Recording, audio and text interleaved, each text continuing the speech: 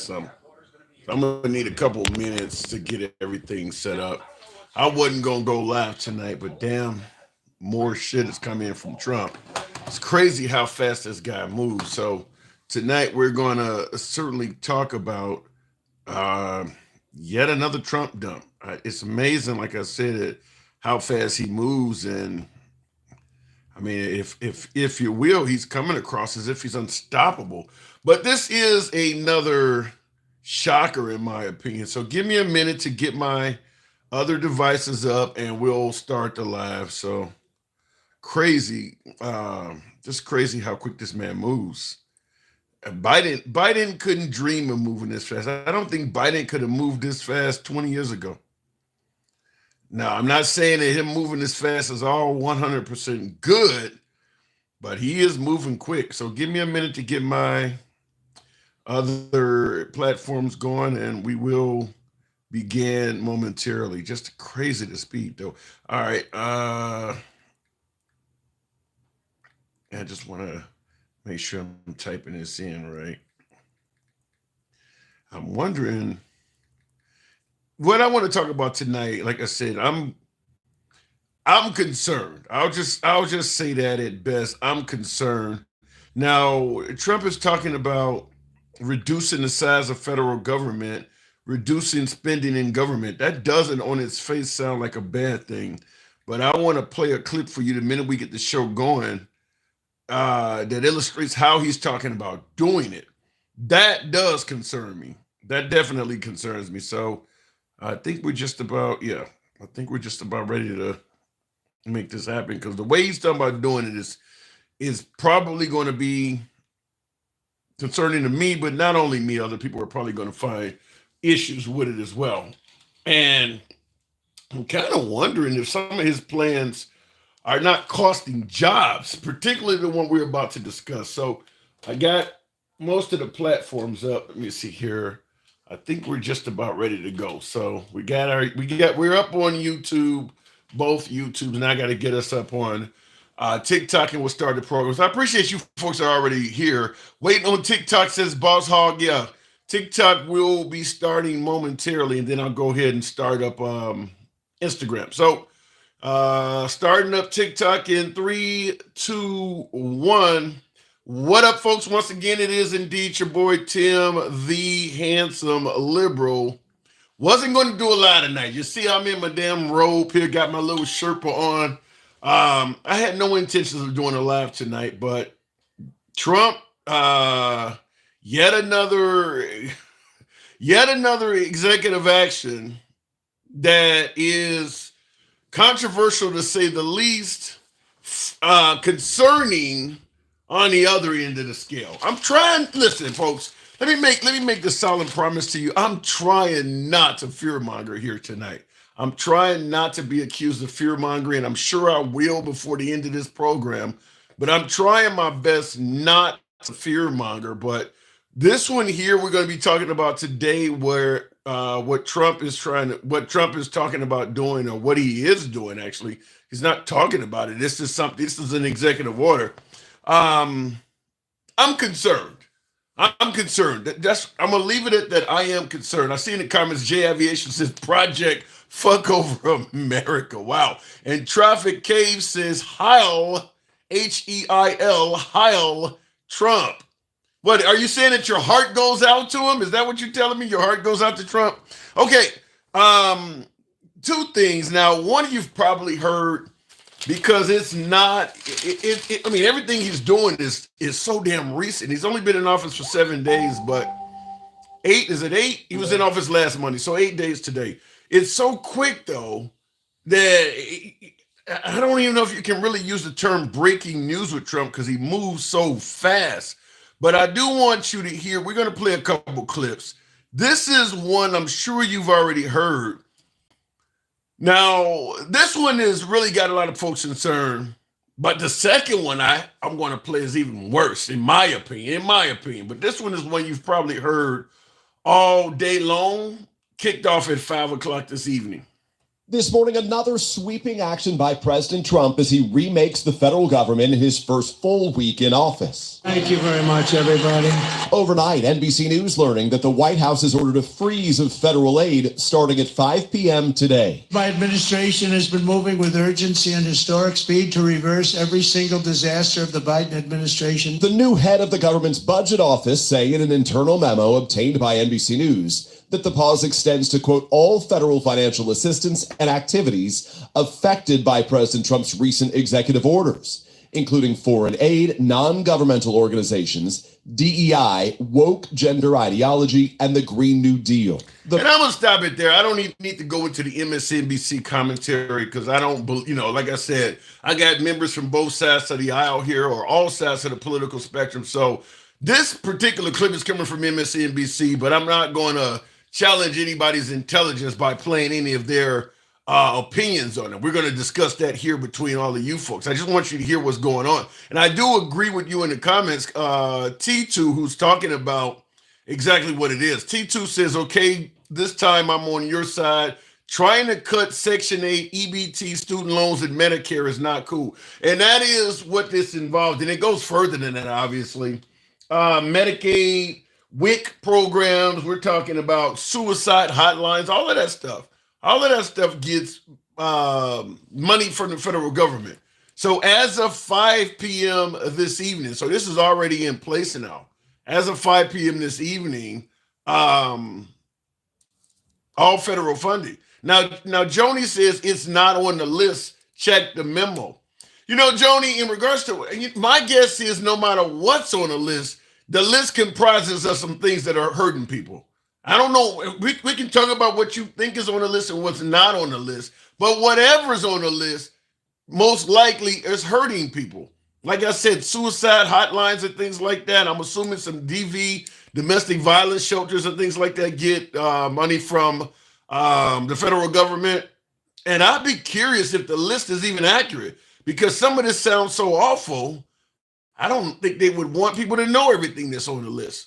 So I don't know, but this is concerning. And I think all of us have heard about this already because it's been a big uproar the entire day for any of you folks that follow politics.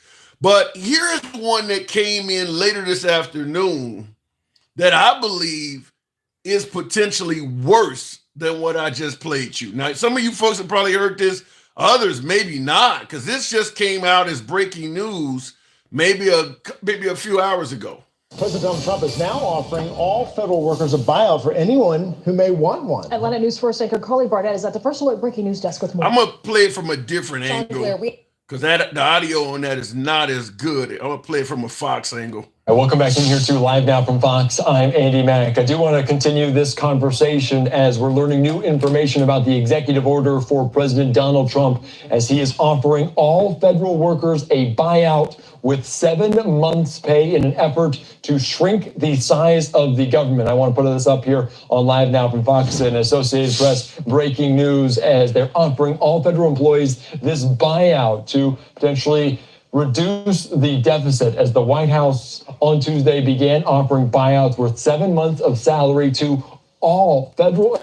Now, I could play the rest of it, but he's offering a buyout to all federal workers. And he's going to give them 7 months worth of salary. And he claims in an unprecedented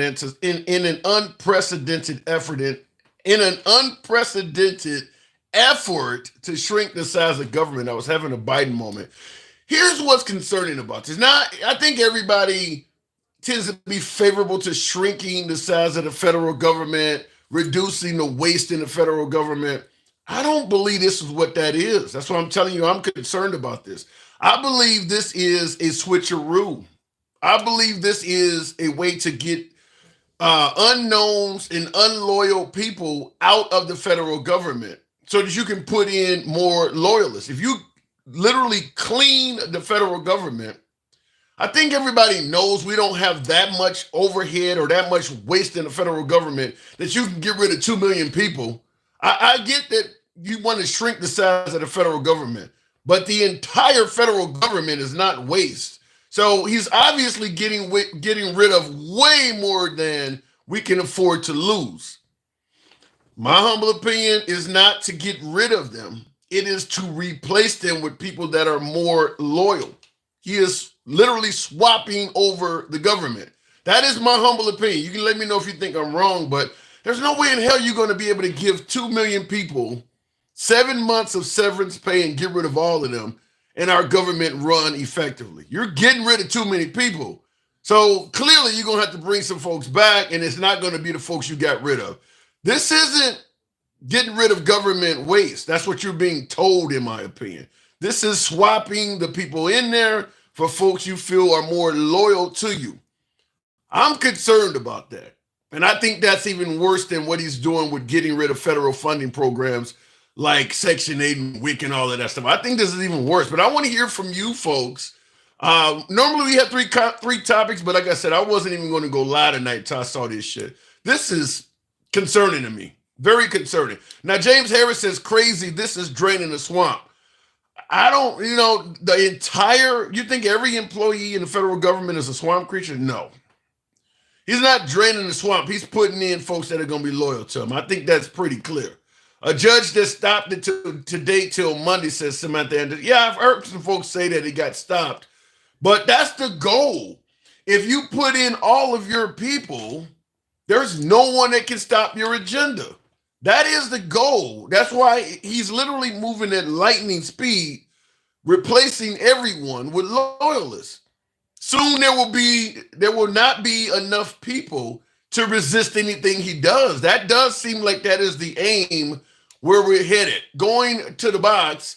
Dencal, good evening. Welcome to the program. Dencal, are you seeing it the way I'm seeing it, or is this really just an attempt to shrink the size of government? Good evening, Dencal. No, I just think you're taking it out of context. What do you mean? This ain't the time. Fuck out of here. This ain't the time. Listen, man, anytime somebody comes up and just everybody in the government, right? Like, people don't look. Even if it is a play to get more loyal people, and that's not how people operate. Like, people that are liberal are not going to. People work because they need to work to make a living. Right. But here's the problem with that. I get your point. Everybody's not going to take the buyout. But in my opinion, he doesn't want you there. You can either take the buyout or stay behind in what will likely soon become a toxic work environment. I guess, but this is something that's poised to blow back on him. Like, this is not going to work. If that's what his thought process is, it's not going to work. Most people in those situations that can afford to walk away with a half a year severance maybe have already got their stuff together. But a vast majority, all of the people in Trump's orbit has been saying that people can't afford groceries. Like, how are people gonna say? I gotta say, if I walk away from healthcare, you're saying you're saying it's not gonna work. I always say, if I had a nickel for everything that Trump did, where folks said it wasn't gonna work, I'd be doing well right now, because the guy is proven. I'm not saying necessarily it's not gonna work, that he's gonna get rid of people. I'm saying it's not. I don't believe that it's gonna work out the way that he plans it. Like, he said a lot of things that made them come to fruition, but that don't mean they were like good things or things that really benefited him. He can say a whole bunch of stuff. Well, if he gets rid of most of the federal employees and puts in a bunch of loyalists, how is that not going to benefit him? That's the problem. How do you establish federal employees as loyalists? Like, the people on the ground level of federal jobs don't look at each other as, they might understand each other, have different like political ideologies, but nobody's saying, well, get rid of that person because your best employees are your best employees. I will tell you one thing. You can pull them right off the rolls of MAGA. You can get a whole bunch of loyal people there. You could have folks, everybody that's in your current government from Hegseth on down, give me some recommendations. You can make it so that the overwhelming majority of these people are loyal. I don't believe that. Maybe at the upper levels, but not on the ground floor. Not where everybody's doing all of the work. Like, no, you're not going to get. There are too many levels where you got to say, give me your loyal people. Like, that's not gonna work. Well, but if you take them from the roles of MAGA, if you take them from, I mean, you can look at it. You can interview an applicant and tell who he's likely to have voted for during the interview process. If you put Trump supporters in the federal government, you've already increased your chances of getting loyal employees fairly quite a bit. Wouldn't you agree? No, because your assumption is that only the people that are MAGA are doing the hiring and firing. That's not how it works. They gonna go too. The people that are doing the hiring and firing. If I'm doing the hiring and firing, how are they going to fire me if I'm the one doing the hiring and firing? Like, I've worked in civil service. Like, I understand there are levels to it. Nobody's going to be able to say the only way. How can you identify who is loyal? I just told you can do things to increase the likelihood of the person you hire is going to be okay with what you're trying to do. Look, people lie and act a certain way to get jobs in the federal government all the time. If I'm standing in an interview and I know that you looking for Trump dudes, guess what I'm going to say? No access to your social media or anything. I mean, if you lie during an interview, it's a crime or what. I mean, there's no way at all to do this, huh? I mean, look, it would take a whole. You can't put that type of infrastructure in place in a week. Like, I understand what you're saying. If he had more time, but just like he's just now starting this. This is just the trial run. But what I think is that watching the people around him. This is what Steve Bannon calls flooding the zone. Like, he knows a lot of this shit is not going to work, but it's so much stuff that certain things will get through. You're not going to be able to corrupt and take over the whole federal agency. You really think there's no way to do this? The reason why I'm saying this, now we know he has been on friendly terms with everybody from Putin to the leader of Hungary. I mean, he spoke to Kim Jong-un personally. You don't think they gave him any tips at all if this is his intention? We're not constructed. We're not constructed like those other countries to be. Yes, he can do what he's doing with like the media and taking over but just trying to change the whole federal employment system is a little bit beyond just saying I'm going to get loyalists. And all the way down to the person that's sweeping the floor in the state building is somehow going to be loyal to me. It's not going to happen. He's already getting rid of, heads of, how many, did he get rid of a bunch of inspector generals? He's getting rid of military person. A lot of the folks you claim that do the hiring, he is firing those people. No, well, they don't do the hiring. No, they don't. I just said the upper levels of the government, yes, he can do that. But when we're talking about rank and file, nah, it's too many. We're talking about hundreds of thousands. You're not gonna look. Do you understand what kind of purge that would be?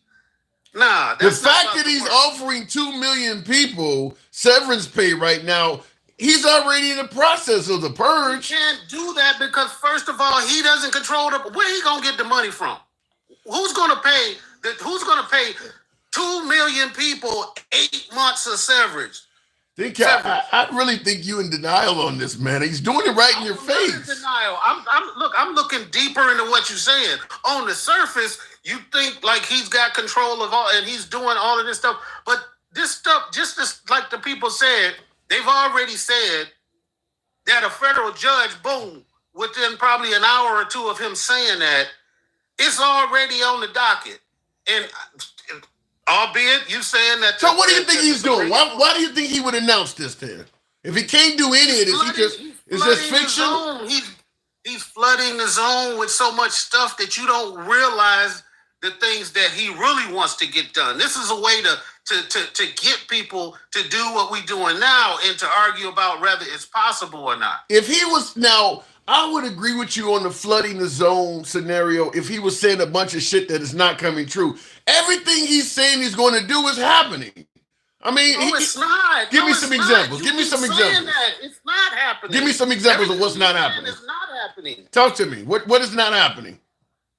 all of these dang on all of these executive orders, like, no, they're not happening. Like, he's getting like the wheels turning, but they're not going to actually happen. How do you know that with the Supreme Because Court? we see federal judges across the country saying, no, that shit is not right. So you don't believe the birthright citizenship is going to stick?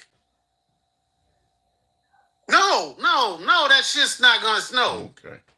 I don't know, man. I think you're underestimating the power of Trump. And we've had this conversation before, and I think you're overestimating. You're saying right now in front of all of these MAGA people, everything he said is happening. Well, we don't have Greenland. No. I didn't say everything he said is happening. I said he is doing what he promised. He is doing that. That's not what you said. But we can move past that. He's not.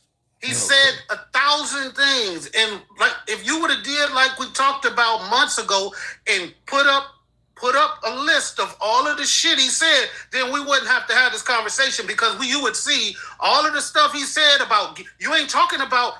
He said he was going to stop the war. You forgot about that. We've talked about it. We've talked about it. He was going to cut the energy prices in half. He was going to bring down the cost of goods and services and food. It was easy. He could do it on day one. He's not doing all of the stuff. He's making a bunch of people argue, but a lot of this stuff is not getting done, and it's not going to get done. There are too many so-called liberals that are in positions that, look, I know people at the hospital that I worked at. That shit you talking about is not going to work. The director of the hospital I used to work at is a gay black man. He's fired.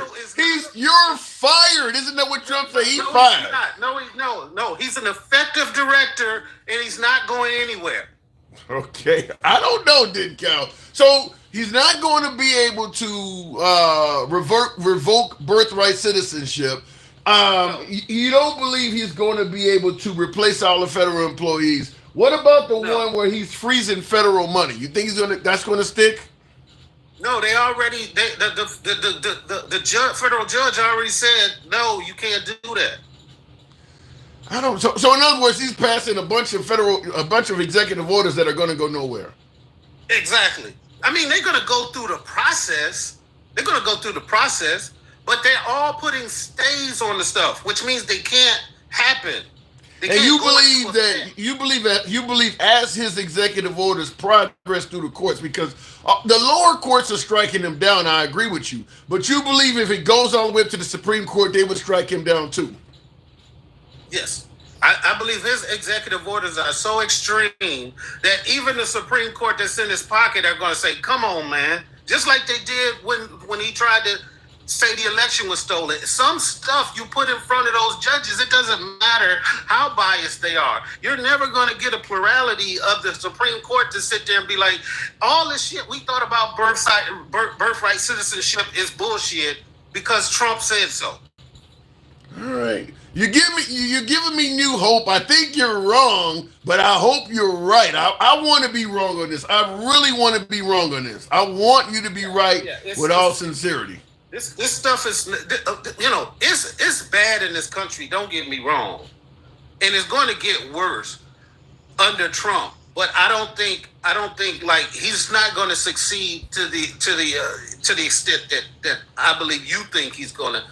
Because he has us in this mental state that everything he said was right, and everything, like every suggestion he makes is now up for consideration, and everything in the Constitution is not really what it was because he said so. Hold on, Dick. If he was just talking shit like mean tweets or something like that, I could kind of get the understanding that look, it's a distraction. Don't let that shit distract you. Focus on. But he's passing orders. I mean, it's gonna take the court to stop this stuff. He actually is trying to do this stuff. This ain't you're saying flooding the zone, but in reality, he is taking real shots at you. They're just not getting through because the courts are blocking him. He's trying to really do this stuff. But what I believe from my understanding, my research and everything I've looked at, this is not about the things that he's talking about because he doesn't give a care about a lot of these things. Right. This is a culture world that's happening. And it's got nothing to do with federal employees and take it like all of the money stuff, because we already know who has control of the purse strings. And the executive orders are exactly what they are. They're not permanent. All right. So we can get pissed off for 3 or 4 years, and we can say, "Oh, this is not right." But the next person that comes in is not going to be Trump, unless he gets a third term. And that's another one that they working on. Don't do it. And that's another one they working on. All right, I gotta move it on, but I think you created a subtopic, and that is, I'm gonna be asking viewers from this point on, how likely do they think Trump's executive orders are going to stick? You're saying they're all going to be struck down, the ones we're talking about. I didn't say all. I didn't say the all. ones we're talking about. You said these three: him denying money, putting a freeze on federal funding.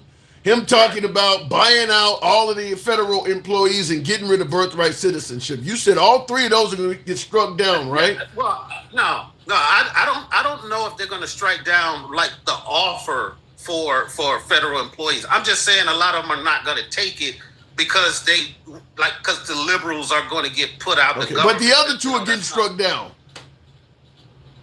Yeah. Okay. They're already on stays, and they will have to go up to the Supreme Court, because that's his thing, taking everything he does up to the Supreme Court. I don't think those things are gonna fly. I think they're gonna come up with some alternative, things, so they don't have to do exactly that. Just the way he did before with the Muslim ban and everything. Well, it's not a Muslim ban, so we adjusted a couple of things. Like, the stuff he's doing is not going to fly. Yeah, but the reason why I disagree with you, because the Supreme Court, I believe, is far more biased than it was during his first term. But I got to move it on, man. We'll see. We'll certainly be talking about this in the future. All right, sure will. Appreciate it. All right, moving on with the program. And also, I'm going to be asking you folks as you come up, in addition to what we're talking about, how do you see maybe what my caller is saying, what he's saying is valid, and maybe I'm just way out in deep space. I hope I am completely wrong. I hope my last caller has it right, that there's no way Trump can get rid of all of the federal employees and replace them with loyalists. I hope that everything that folks are talking about, my last caller is right, that he's going to get struck down. I have a different take on it, but I want to hear from you folks. J Aviation says Trump is clapping middle and lower class cheeks. Yikes. I don't know.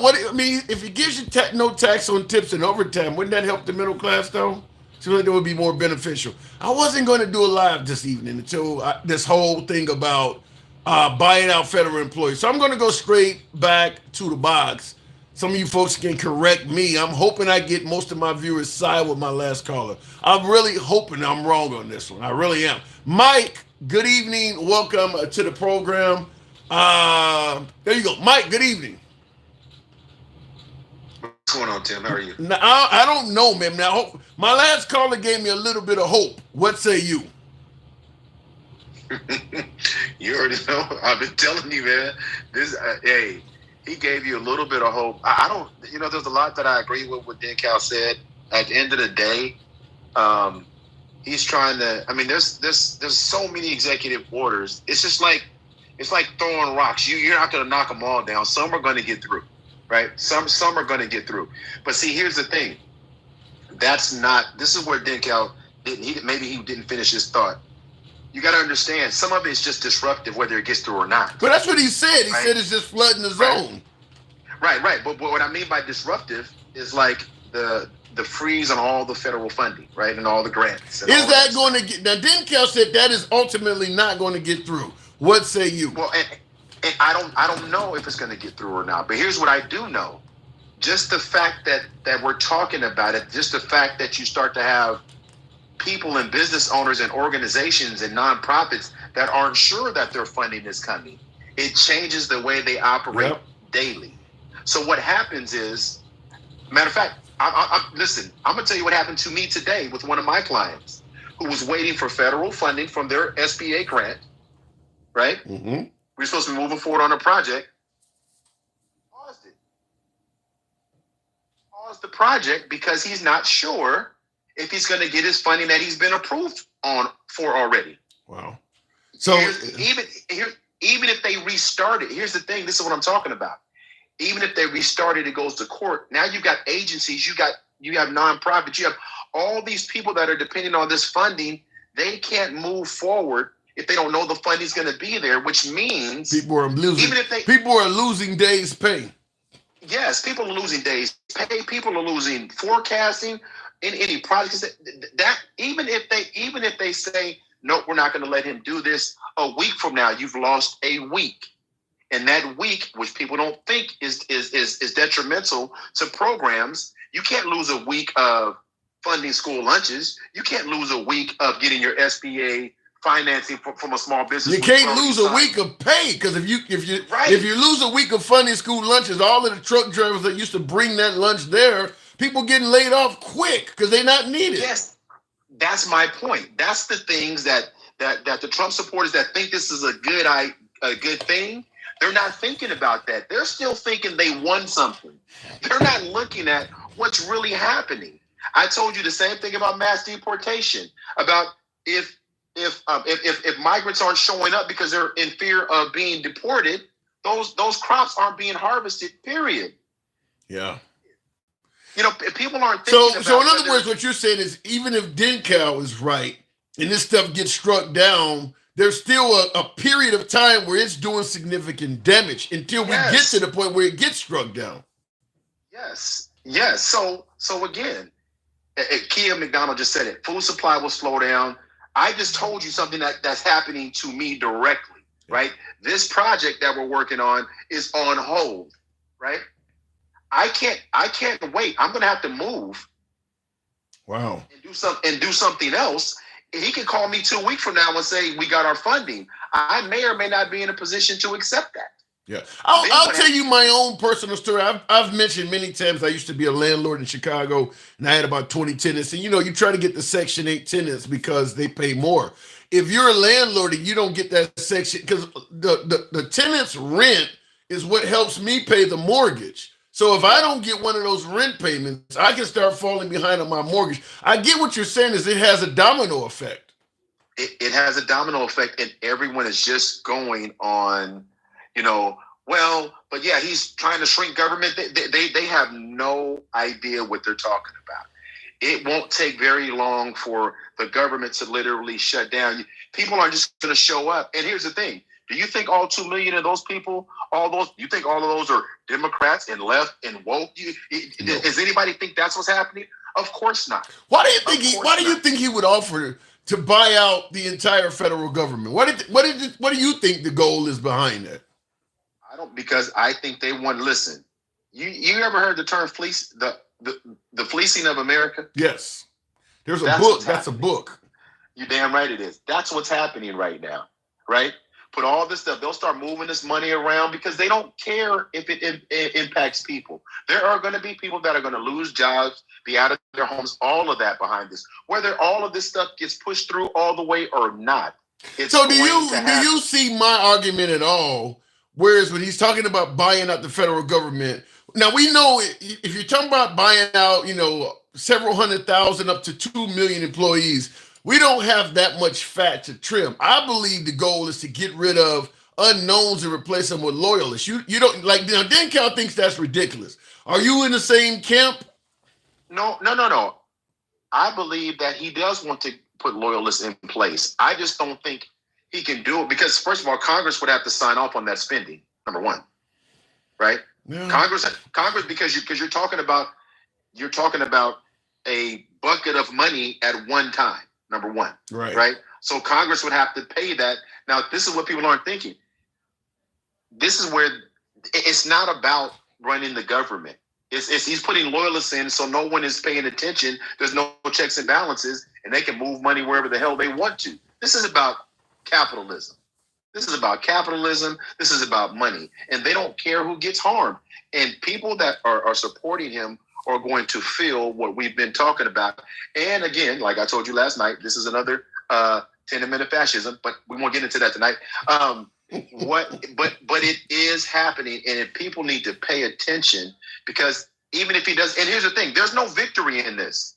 There's no victory in this. Yeah, there is a way. victory in this. If you get enough loyalists in there, I mean, I know this is fear mongering. DenCal brought it up at the end of our conversation. There is a Tennessee Republican talking about allowing, a bill for Trump to serve a third term. I don't think that, I'm not going to say something crazy like that'll happen, but I guarantee he ain't going to be the only person that's going to say that or propose that type of legislation. I don't know how much steam it'll gain, but he ain't going to do that by himself. No. I don't disagree with that. When I said there's no winner here. There's lose for the American people at large. That's what I mean. Well, most of the American people seem to be very happy with Trump. They don't see it that way. Because they don't feel it yet. That's what I'm trying to tell you, Tim. They don't feel it yet. There's going to be a moment. Everybody's been saying FAFO forever, right? Since all this started. What I'm saying, the average American, red, blue, I don't care where you are, the average American that does not fit into that demographic of those high-end dollars, if you're not on the millionaire, billionaire scale, you're going to feel this shit in the worst way. Whether the executive orders get pushed through, if anytime a court has to get involved and put a stop on it, it makes everything around us, it makes everybody question and panic. Let me put it this way: all of those federal workers, say for example, they were planning a cruise or planning to do something in their personal life. That shit is on hold because they don't know where they're going to be. They don't know where they're financially going to be, so they may not spend the same, which means cash flow is not in the economy the way it's supposed to. People aren't thinking. Yeah, if you had a cruise coming up next week, vacation, you probably don't feel confident taking that because I don't know if my pay might get suspended temporarily. So I got us concerned. Yeah, I can see that. Right. If you haven't spent that money yet, you're gonna be like, we gotta hold on, right? Yeah. And that would be in any moment in your life, any moment in your career. But when have we ever talked about 2 million jobs at one time?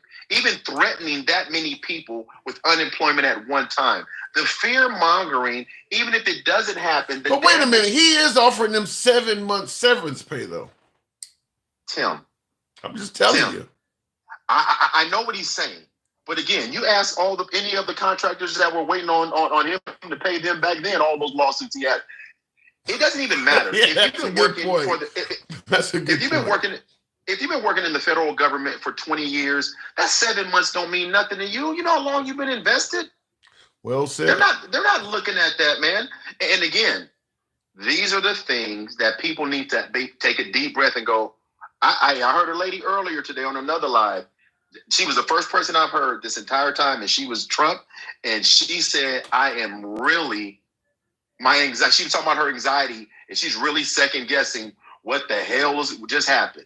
Yeah. She feels like because he didn't run on this. He didn't run on doing this stuff. He didn't run on none of this stuff. He didn't talk about firing the federal employee system and shutting off federal funding. He didn't run on any of this. So we're in new uncharted territory now. This ain't bringing down the price of eggs anymore. You're right. I mean, I'm gonna give you an example. I saw an article on Politico earlier. I guess it was leaked. And again, people can take Politico how they want to. And it's just an article. You know, I say that all the time. It's just an article. So I haven't vetted it, but they're talking about how there's chaos in the Pentagon right now. Because the military, all these executive orders, you got people running left and right. You got to think about this, Tim. Everybody, especially in the military, everybody that voted for him. Yep, this is all Project 2025 too, by the way. Everyone that voted for him, even in the military, they didn't expect to be in this much chaos. And now you're being forced to make decisions in your department that you know aren't right. It's chaos. And I'll send that article to you. You know, anytime I bring up something, I'll send it to you. But again, I'm going to land my plane here. If you're not sure of what we're talking about and if you read Project 2025, everything we're talking about is telling, particularly my beloved MAGA, telling them to read Project 2025 is like telling them to watch the January 6th hearings committee. They're just not going to entertain that. And here's the thing, Tim. Here's the thing. If they read it, then the things that are happening won't scare the shit out of them as they're happening because it's a roadmap to what they've been talking about doing. Now, they didn't want to read it before, but these executive orders are changing people's lives already. Right? Wow. They're changing people's lives. I agree. Saw that lady. You saw that lady in Texas, the Trump supporters that got a job in the federal government, right? Yeah. For DEI, and she's about to move her family, and now her husband's on TikTok crying because they did all this stuff. They're not paying attention. And I don't care what anybody says, because anytime you see somebody that like there's comments right now saying what I'm saying is bullshit or it's a fairy tale, whatever, that tells me that you are part of this cult movement, because you're not even willing to go check and see if what I'm saying is accurate. You just want to default to fear-mongering and scare, because you're afraid to read it, because it just might change the way you see your cult leader. Mike, appreciate it. Thank you. Okay, bro. All right. Now, moving on with the program, and I've had a few new viewers come in here. By the way, folks, this is an uncensored program. You already know what I'm going to say. We are indeed MAGA friendly. Been that way since day one. Liberals are welcome on the program as well. Hearing the callers come through on TikTok. So for folks who want, how do I call in? The Handsome Liberal on TikTok. Also Instagram Live. We're on Instagram Live as well. That's how we're taking callers. Nevertheless, if you are on YouTube, horizontal, YouTube, vertical, I'll ask that you please subscribe. You know how we do. We go left of Bernie Sanders, Trump having dinner with Q. We let everybody speak. Wasn't going to do it live tonight, but just a lot of controversy coming out of the White House. In the comments, I do see Dennis Calhoun says the whole game is the tax cuts. Now, if you get rid of 2 million people in the federal government, you would free up a whole lot of tax money. But the question becomes, can our government function effectively if you let go even 1 million, 500,000? Do we have that much redundancy? Do we have that many employees in the federal government that are unnecessary that you can get rid of all of those people? And what my last caller said is totally accurate. If you're in the federal government, union employee, they get good benefits. They get a lot of them get a pension. 7 months severance pay ain't shit. I mean, I know that myself when I used to be an engineer at AT&T and I was in the union. 7 months ain't nothing. I got a good job. I'm not going to get this up for a 7 month severance pay, because where the hell am I going to go when this is over with? Because we know America has really gotten away from unions and things like that. We know a lot of jobs don't offer good benefits anymore. We know a lot of jobs do not offer pensions anymore. Why would you leave all of that for 7 months severance pay? But the issue is, if you stay behind, how are they going to treat you when it's clear they wanted you gone? That's what I'm talking about. Whereas Trump's got rid of a lot of DEI hires in the military, things like that. We know there's a lot of women and people of color in the federal government. How many of them are going to be referred to as DEI? We don't know. Did he not get rid of the head of the Coast Guard, claiming that was a DEI person? I mean, you don't know where that's going to end. I mean, I know my MAGA viewers have their own opinion about Kamala Harris. Fair enough, but on her resume, she's qualified for the job she ran for.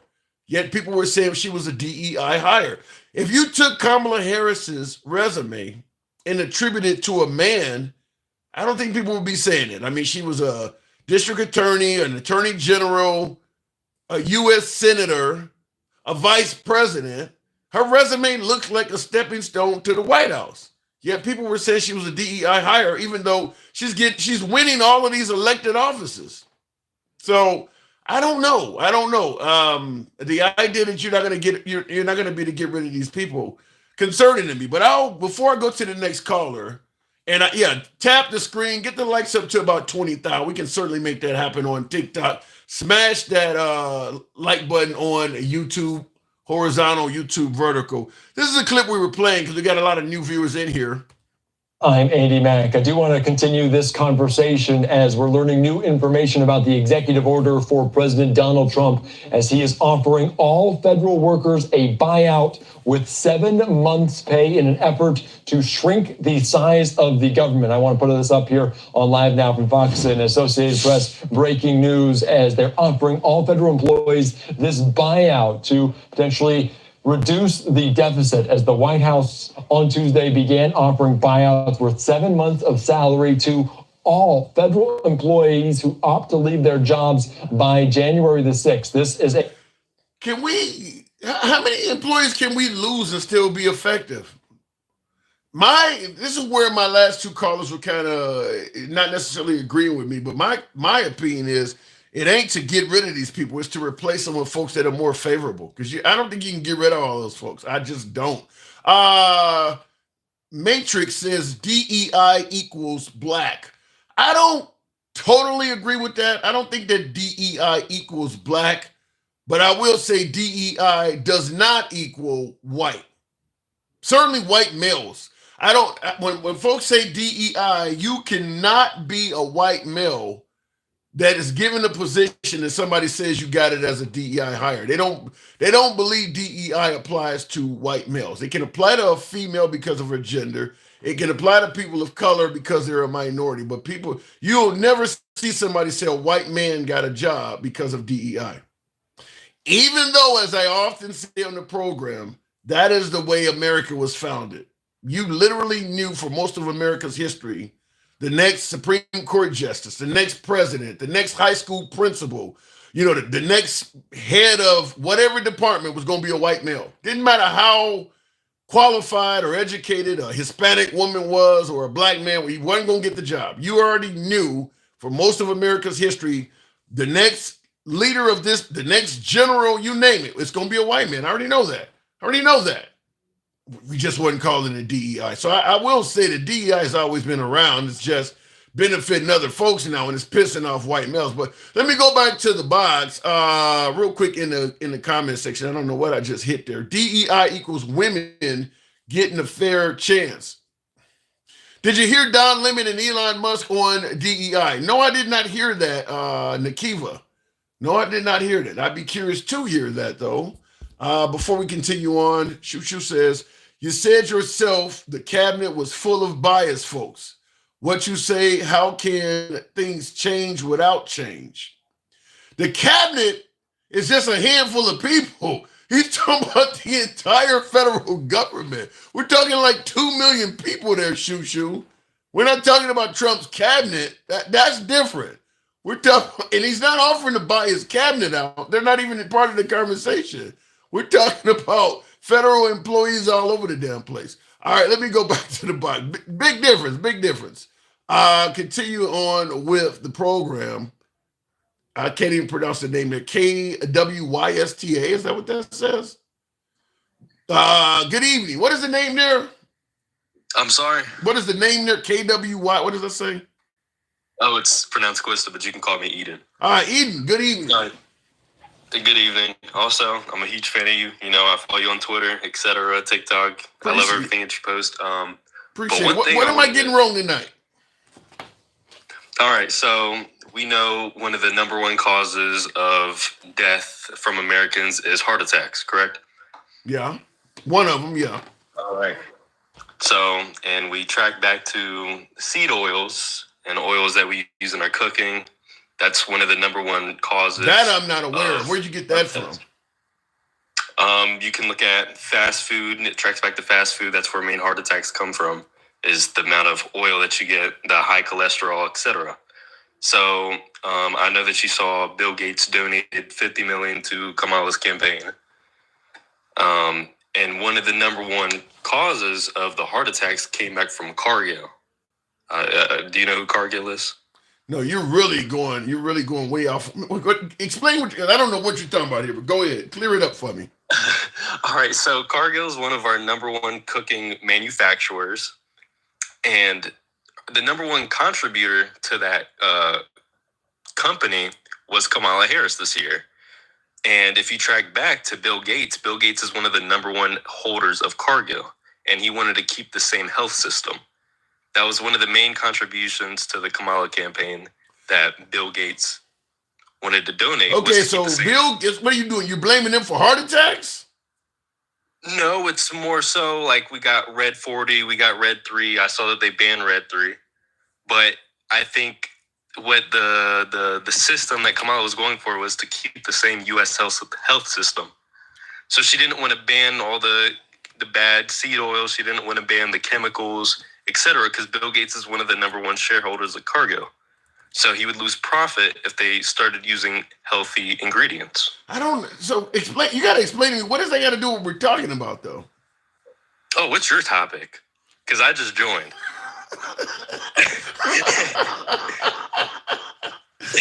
Okay, I was wondering. Starting topics, etc.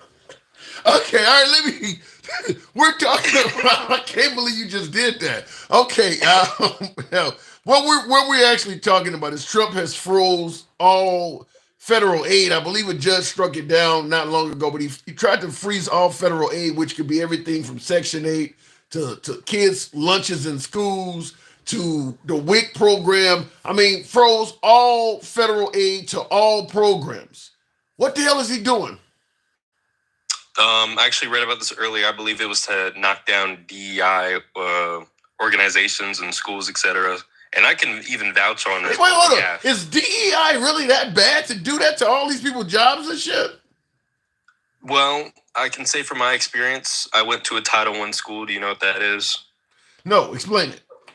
So a Title I school is mostly filled with Section 8 residents, welfare, etc. That school was terrible. It was filled with LGBTQ curriculum, BLM curriculum. Not saying that's bad, but the school was terrible. Our teachers were underqualified. What do you mean by full with LGBTQ curriculum? What, did they just teach you about gay people in every class? I didn't take the class, but I know they influence you to take that over Common Core classes. What are they teaching in a class about LGBTQ curriculum? What is that? What does that even involve? It involves LGBTQ history. It mostly is defamation towards conservative politicians. I was in that quote unquote government class, and when you look at how Trump, who is now the leading conservative, is treating the LGBTQ community right now, my guess is that class will be very popular in the future. I mean, he is treating that community. Has he said anything other than hate toward that community right now? I mean, he's not even going to recognize they exist in regards to the transgender community. He no longer even recognizes their existence. I mean, let's just put this in perspective. The day of Trump's quote-unquote victory, the transgender hotline grew 700%. That's before any laws were enacted. Why do you think that is? Why do you think that is? The left-wing propaganda. They make it seem Trump's so bad, and then they convince these kids to be suicidal over it. Well, if he comes along and literally kicks him out of the military, says, I'm only going to recognize two genders, which literally says the transgender community, in my eyes, does not exist at all. Is that left-wing propaganda? That's what he's actually doing. I mean, that's not left-wing propaganda, I'd say. But yet again, I'd feel if your main concern is being transgender over everything that's going on in life, then clearly you don't have any serious issues. Well, if somebody told you they're not going to recognize white people, I'm sure that would be very important on your list. The price of eggs would not be more important than that. If you're transgender and the government is saying we're not even going to recognize your existence anymore, what are you telling me? They should focus on the price of gas? Oh, that's a fair statement. I will say that. Yeah. I mean, he's doing that. You can't go to the military. My guess is anywhere they show up, if Trump can exclude them, they will be excluded. I mean, he's closing the door on them. Fair enough. I don't really have a statement on that. I'm just simply saying that might make you pick up the phone and dial a hotline. You understand what I'm saying? Yeah. Yeah. I didn't really agree with that part that he did. Like I said, though, he is a conservative, so that was well expected from him. Yeah. But you wonder why the LGBTQ curriculum is taught about conservatives when the leading conservative is doing all of that. I mean, you don't see where this could come from? I mean, yet again, just because there's one politician doing something. He's the leader of the party. He's not one politician. He's the guy who is making it all happen. I feel that there's, more that can come from just one law. You get what I'm saying? Like, just because I don't even know where I'm getting from this point. I don't either. Let me ask you, let's say I'm transgender. I represent a very ugly ass transgender woman right now. No hair and none of that. Just ugly as can be. But let's say I'm a transgender woman. Tell me what I would look at that would make me say, yeah, Trump is a good guy when he's telling me I'm not even going to recognize your existence? Tell me what I should focus on when he's saying that.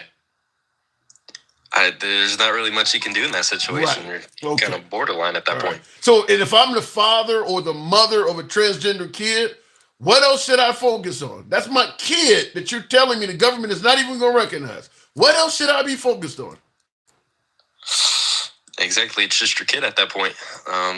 I mean, the most you could do, I mean, not saying that's a good option, but move to a blue state. That's the most that's going to protect you at that point. Well, but if he's already talking about you can't join the military, really, I mean, how do we know where else it's going to expand? I agree with you.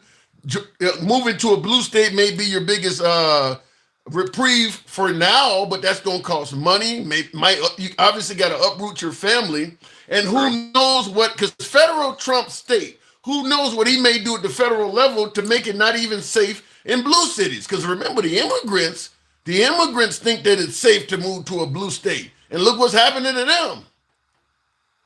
I mean, yet again, they had there was programs in California. They got free transgender transitions. I feel that was fully uncalled for. They got free housing if they signed a contract for a 2-year full employment. So they got free housing and apartments there in California. They got free healthcare. They got all these benefits, but we still got homeless vets on the streets. So it's like they already benefited off of the Wait a minute. When you think about how many homeless vets we got on the street, I guarantee it's more of them than the transgender community. So where before the transgender community were getting all of these free things, let's say under the first Trump administration, they were not getting all this free shit. There shouldn't have been any homeless vets back then because they weren't getting this stuff. So do we really care about homeless vets at all? I'm trying to figure that out because this stuff just started happening. That's the issue, is because we're focused on eliminating some stuff, but we're not subsidizing it for other parts that I would say are a main concern. Okay. I don't know. Like I said, I think you might be downplaying it or diverting it, but fair enough. I want you to hear, this is the other thing, since you didn't know what we were talking about. In addition to the cutting the financial assistance, which I just discussed with you. You know he's talking about buying out federal workers. Did you hear about that one? I heard about it, but I didn't dig into it. I didn't read anything about the buybacks in detail. Any idea why he would do that? Is it still DEI related or no? No, he's talking about all. I'll real quick. I know everybody else has heard this, but it's only a few seconds long. He's talking about all. If you'll give me a second here. Fox, I'm Andy Mack. I do want to continue this conversation as we're learning new information about the executive order for President Donald Trump, as he is offering all federal workers a buyout with 7 months' pay in an effort to shrink the size of the government. I want to put this up here on Live Now from Fox and Associated Press. Breaking news as they're offering all federal employees this buyout to potentially reduce the deficit, as the White House on Tuesday began offering buyouts worth 7 months of salary to all federal employees. Yeah, so that ain't got nothing to do with DEI. That's all of them. So I'm assuming that's more so they're eliminating agencies. All federal employees. I mean, there's going to be a hell of a lot of agencies involved in that. I mean, he said all. I can't really comment on that. I haven't dug into it yet. Do you think we could function with all of our federal employees gone? Totally not. No. 50% of them? If I had statistics on how many government agencies we had years ago versus now and the functionality of it. Well, there's more citizens in the country too than it was years ago. True. Like I said, I haven't dug into it, so I can't really comment on that part. Does it concern you at all that he's even talking about doing this? Oh, 100%. But if I had more knowledge on it, then I could actually comment on it and let's speculate before I move on from you. Now you voted for Trump, correct? No, I was 17 at the time. You would have voted for Trump. No, I'm more of a Ron DeSantis fan. Right. Okay. All right. Well, I mean, so if you only got a choice between Kamala Harris and Trump, you're voting for Trump, right?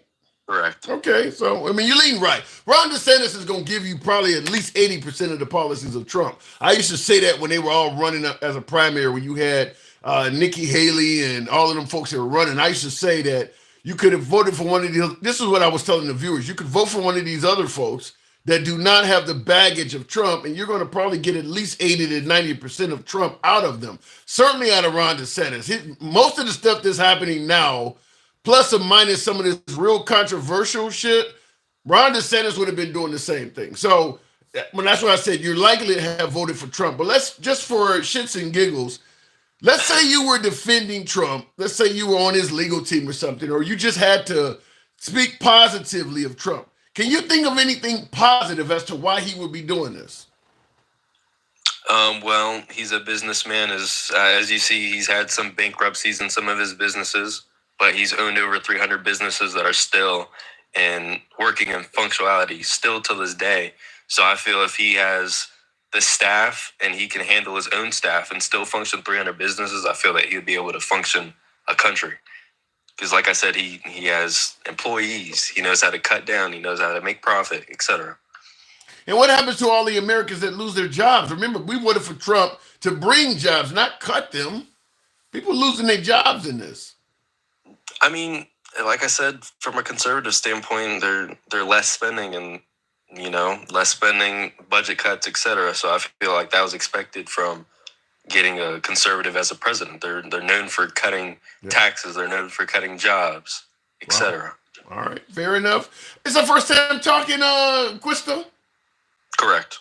Appreciate you coming through. Young man, so you just getting into the political sphere. I appreciate you coming through. My door is always open to you, man. Thanks for coming through. All right, no problem. Thank you. Anytime. All right, moving on with the program, and I will ask you folks to tap the screen. As I said, this is how the program works. We do not block, ban, or censor anyone for their commentary. You don't have to agree with the host. You don't have to agree with any damn body in the comment section. Your opinion is yours, and we'll try to preserve your ability to state that on the program anytime. So understand that. You don't have to worry about your political views versus the host or anybody else. It's all about free speech here. Looking in the comments, full auto, 30 which weapons, says Marissa. All right. The cost of living is increasing. That's always the case, is it not? How would government function without employed people paying taxes?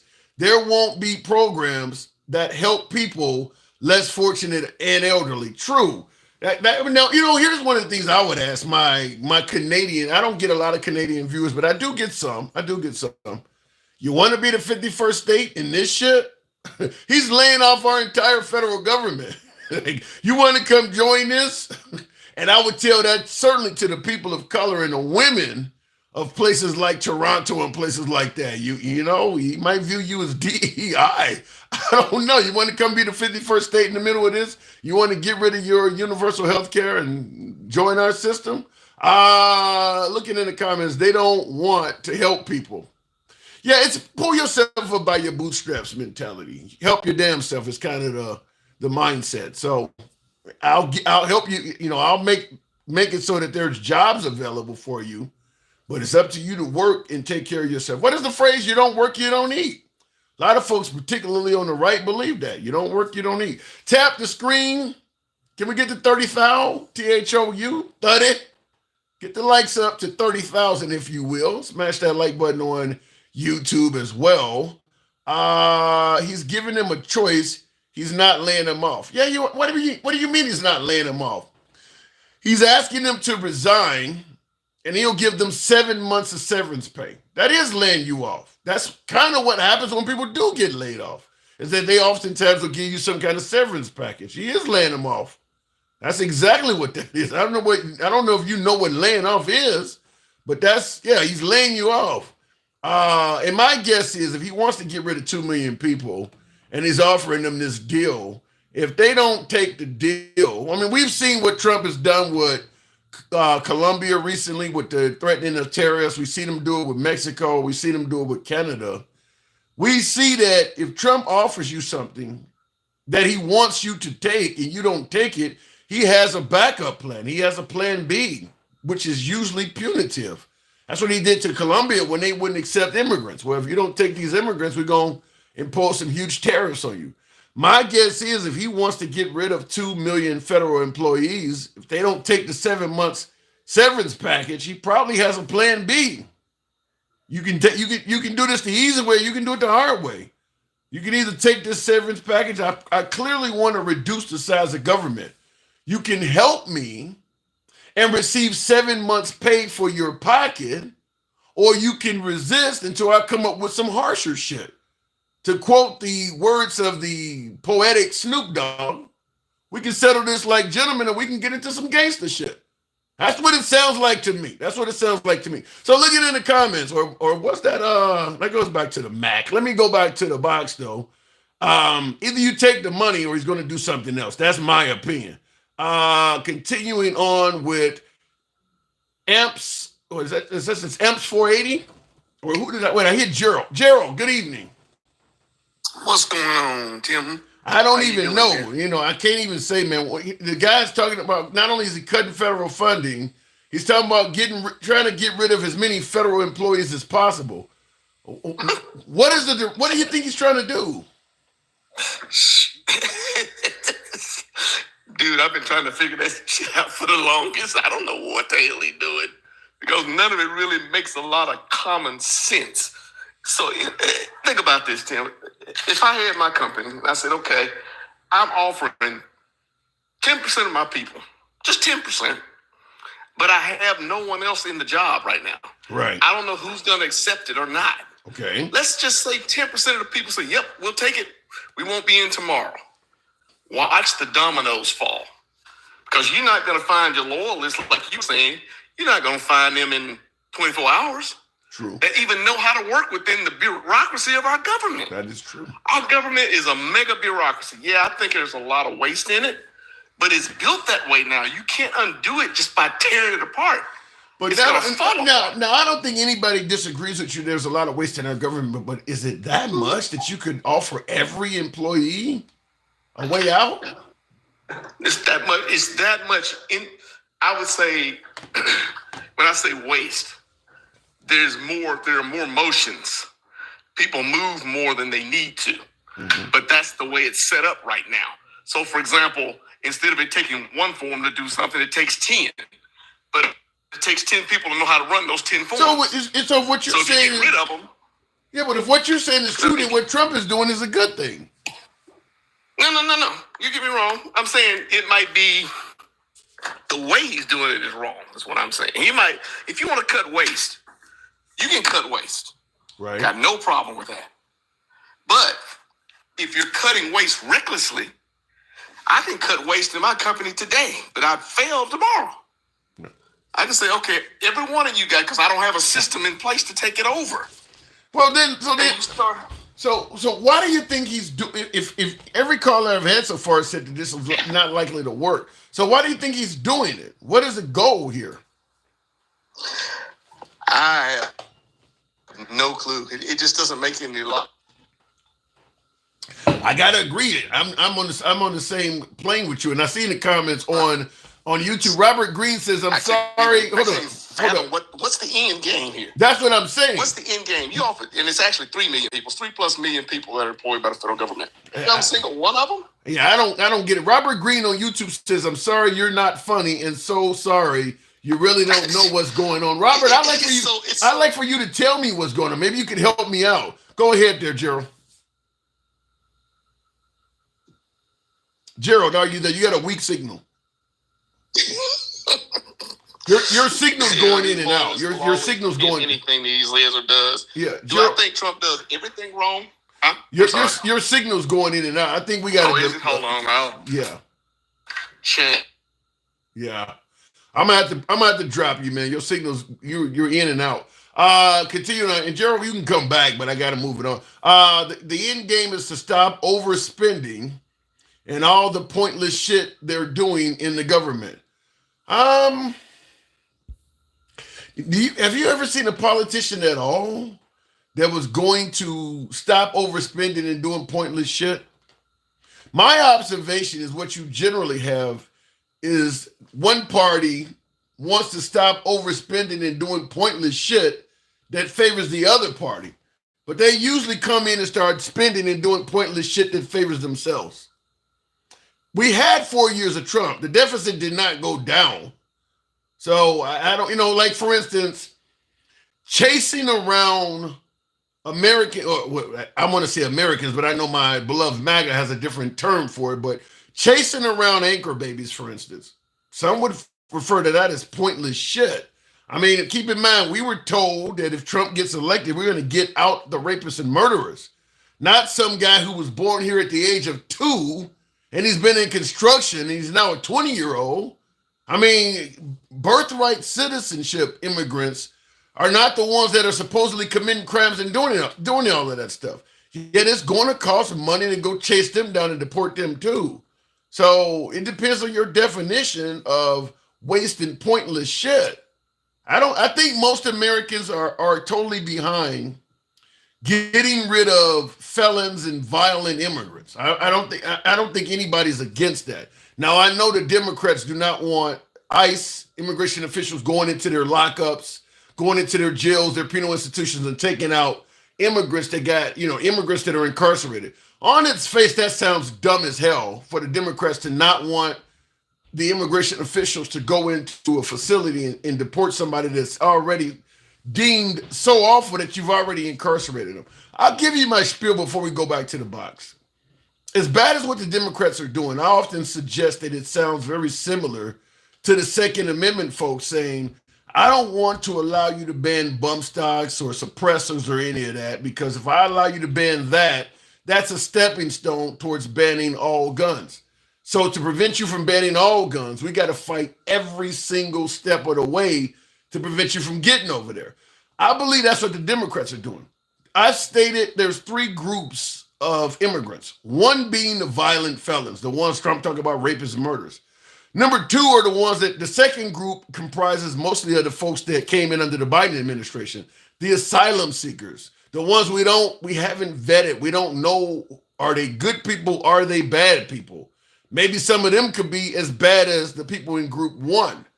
And the group number 3 are the anchor babies, the DACA, the dreamers, people who were brought over here as a toddler, but they didn't have documentation to stay, and now they're an adult. And people are talking about they want to deport them too, maybe to a country or a culture that they're unfamiliar with, where they may not even speak the language. I don't think any Democrat wants people from group 3 that might be grandmas, that their only crime was coming here illegally back in the 80s and they've been under the radar the whole time. I don't think the Democrats want them out. Trump has said he wants all 3 groups taken out. So just like with the Second Amendment, folks, any law is a stepping stone towards taking all guns. The Democrats are going to resist letting you get rid of the violent folks in group 1, because they know the quicker they help you get rid of group 1, that's the quicker you can get to 2 and 3. It's a stepping stone toward getting rid of all of them. So unfortunately, they got to resist at the very beginning, because they know that is not the end game. If it was simply getting rid of the rapists and murderers, it would be fine. But Trump has made it clear everybody is on the table, including folks who were born here to parents who had no legal right to be here. They're on the table too. So they're not going to cooperate at all, because they know what you're trying to do. That's the way I see it. Looking in the comments, real quick, says that makes sense, says Mama Boo. Yeah, you help them out with step 1, they're only going to go to 2 and 3. And then once they go to step 2 and step 3, you're really going to be tugging on people's heartstrings and things like that. Like I said, it could be a woman that's 60, 65 years of age that's been under the radar. She's been here 30, 40 years. She hasn't done anything wrong, but she has no legal documentation to be here. Trump's border czar has made it clear she got to go. She got to go too. She has no connection maybe back to her home country. So what? We're going to send her there. $250 billion price tag. And that's what we're talking about, Mike, about spending money on things that some might refer to as useless shit. Emps 480. Good evening, Emps.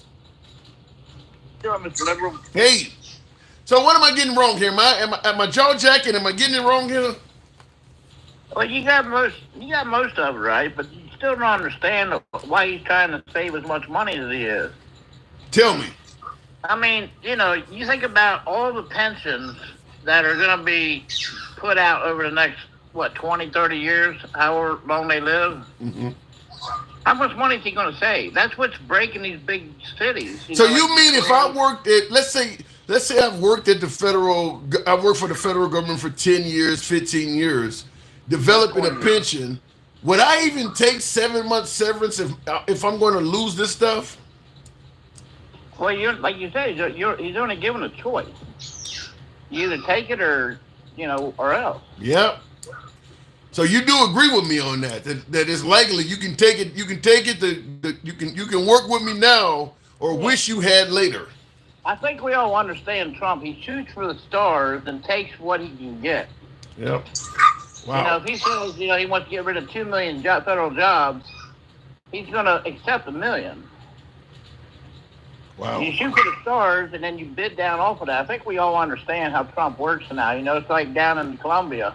He said he's going to, impose a tariff. Right. And he would do it.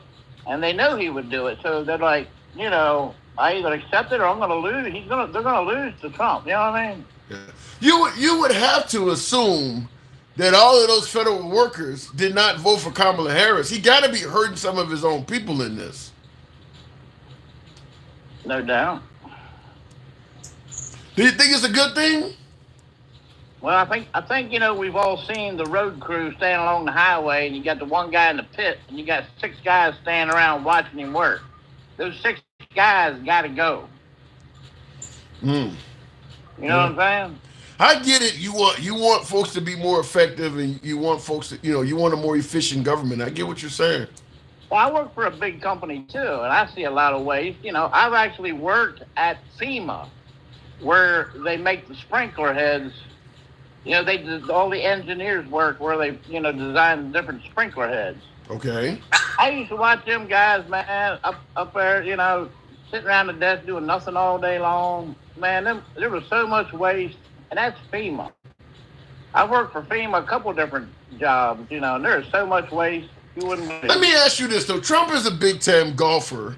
Every time he takes Air Force One to go on vacation to go golfing, do you see that as waste? I mean, because the waste that the average person, a person only making 70, 80 grand a year, there's only so much waste there. I mean, just to move the Secret Service around or something like that. Do you think he's going to stop waste on his own level? No, but is Taylor Swift going to quit flying to all the games, because he's wasting how much fuel flying them airplanes, you know what I'm saying? Yeah, but Taylor Swift is not costing jobs. She's creating them. What Trump is doing is costing jobs. I don't know if you'd consider her creating jobs. I mean, every time she goes on that jet, somebody's being paid to fly it, right? Every time Trump goes to another country, he's saving America money. How is that? What's wrong? Meeting with the different countries. He's making money, man. That's all he does. So you think when he went to meet Kim Jong-un in North Korea, he saved Americans money? He saved a lot of waste going out in the sea. They're out there shooting missiles into the water. He stopped that for a while, right? Yeah, yeah, you're right. Kim Jong-un held off for a few months. I agree with that. But I don't know if it didn't save any money for Americans, though. You don't know that. You got to think about it in every direction. Give me a direction of how meeting with Kim Jong-un would have saved us money. Well, Japan's building up their military. They're not getting everything from us, so we're not, selling Japan a bunch of stuff. That would be profit. If we're selling Japan stuff, that's profit. I'm not hearing where we're saving money. We're not really selling anything to Japan. Japan makes everything pretty much themselves or gets it from other countries themselves. Right. So I'll go back to my original statement. How could him meeting with Kim Jong-un have saved us money? Well, maybe we don't have to send our fleet out there to watch him so much. You don't really think that that's happening. I mean, he's still... Well, look what happens to Iran. Every time Iran acts up, president sends ships out to the Persian Gulf. How much money does that cost? Kim Jong-un is still hostile as hell. The idea that we don't have to continue sending our fleet, he's still very hostile. Right. What I'm saying, though, is every time a country acts up, they send out, a couple aircraft carriers, a couple destroyers, some battleships, stuff like that. How much money does that cost? It costs a lot.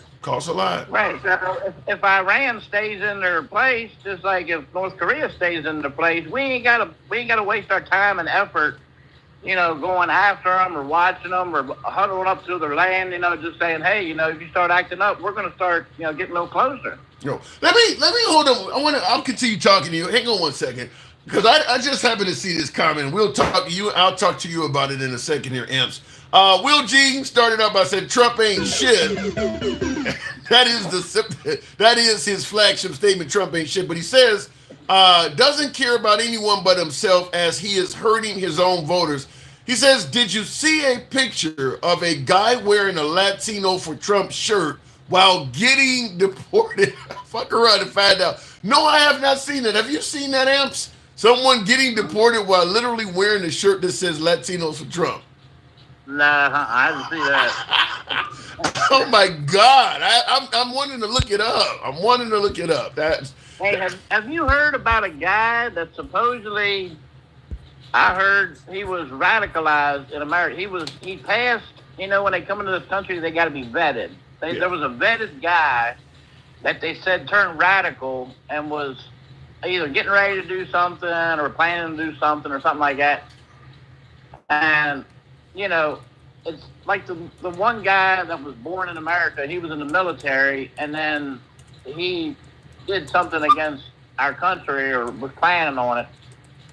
This guy was the same thing, except he was actually vetted coming into the country, and then he got radicalized. It's them kind of people that Trump wants to keep out. The odd thing is, to me, Trump, in my opinion, doesn't make a great messenger for that because he obviously radicalized a group of people himself that he later had to pardon. I mean, the only reason they acted like that because of what he told them.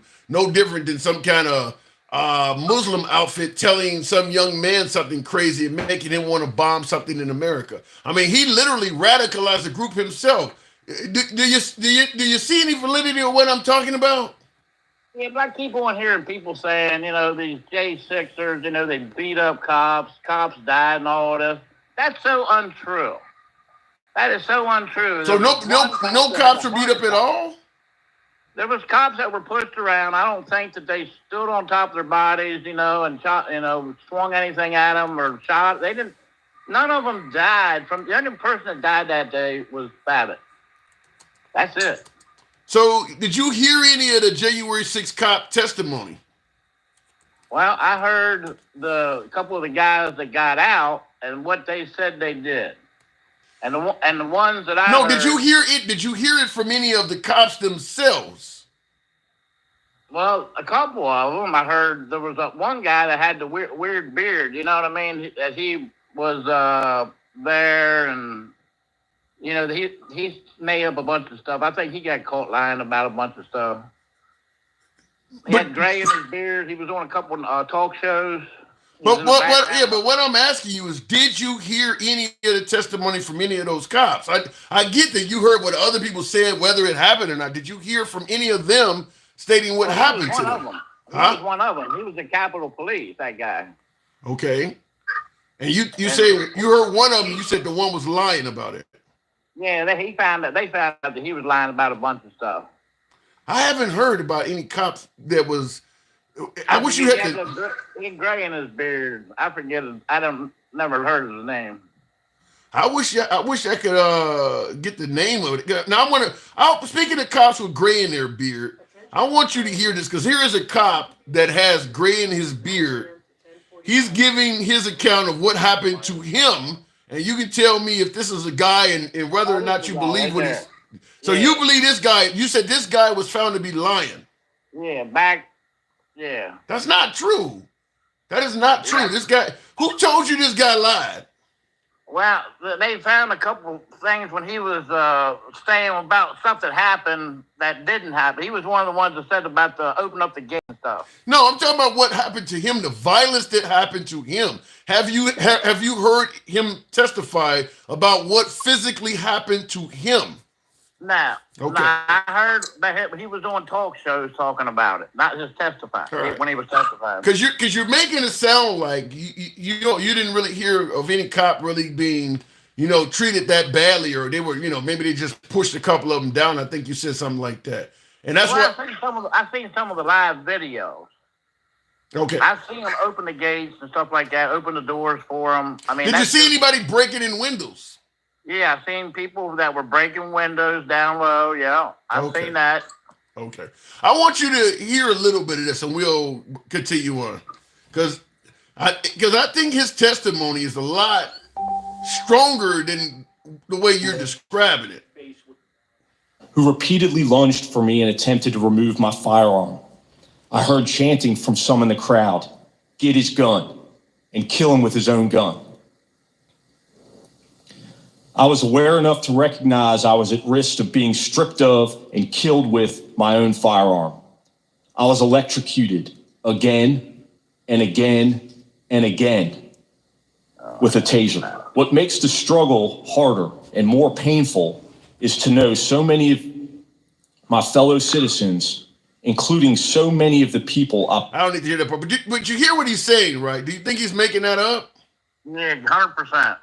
Why do you think he's making that up? You can tell by his language, his body language, he's lying.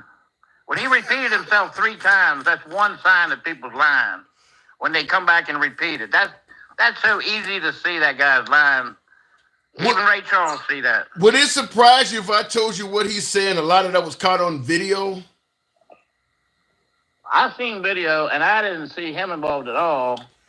Well, you hadn't heard. Well, you said you seen video and you didn't see him involved at all. You told me you hadn't even heard what he said until just now. So clearly you haven't seen the whole story on a lot of this stuff. Like I said, I seen before he probably testified. I seen when he was on talk shows talking. There was like several different talk shows. He was saying that they were pushing through the gates, and then there was a video showing him opening the gates. Okay. Well, he wasn't around the part of the gates being open. He was getting his ass kicked.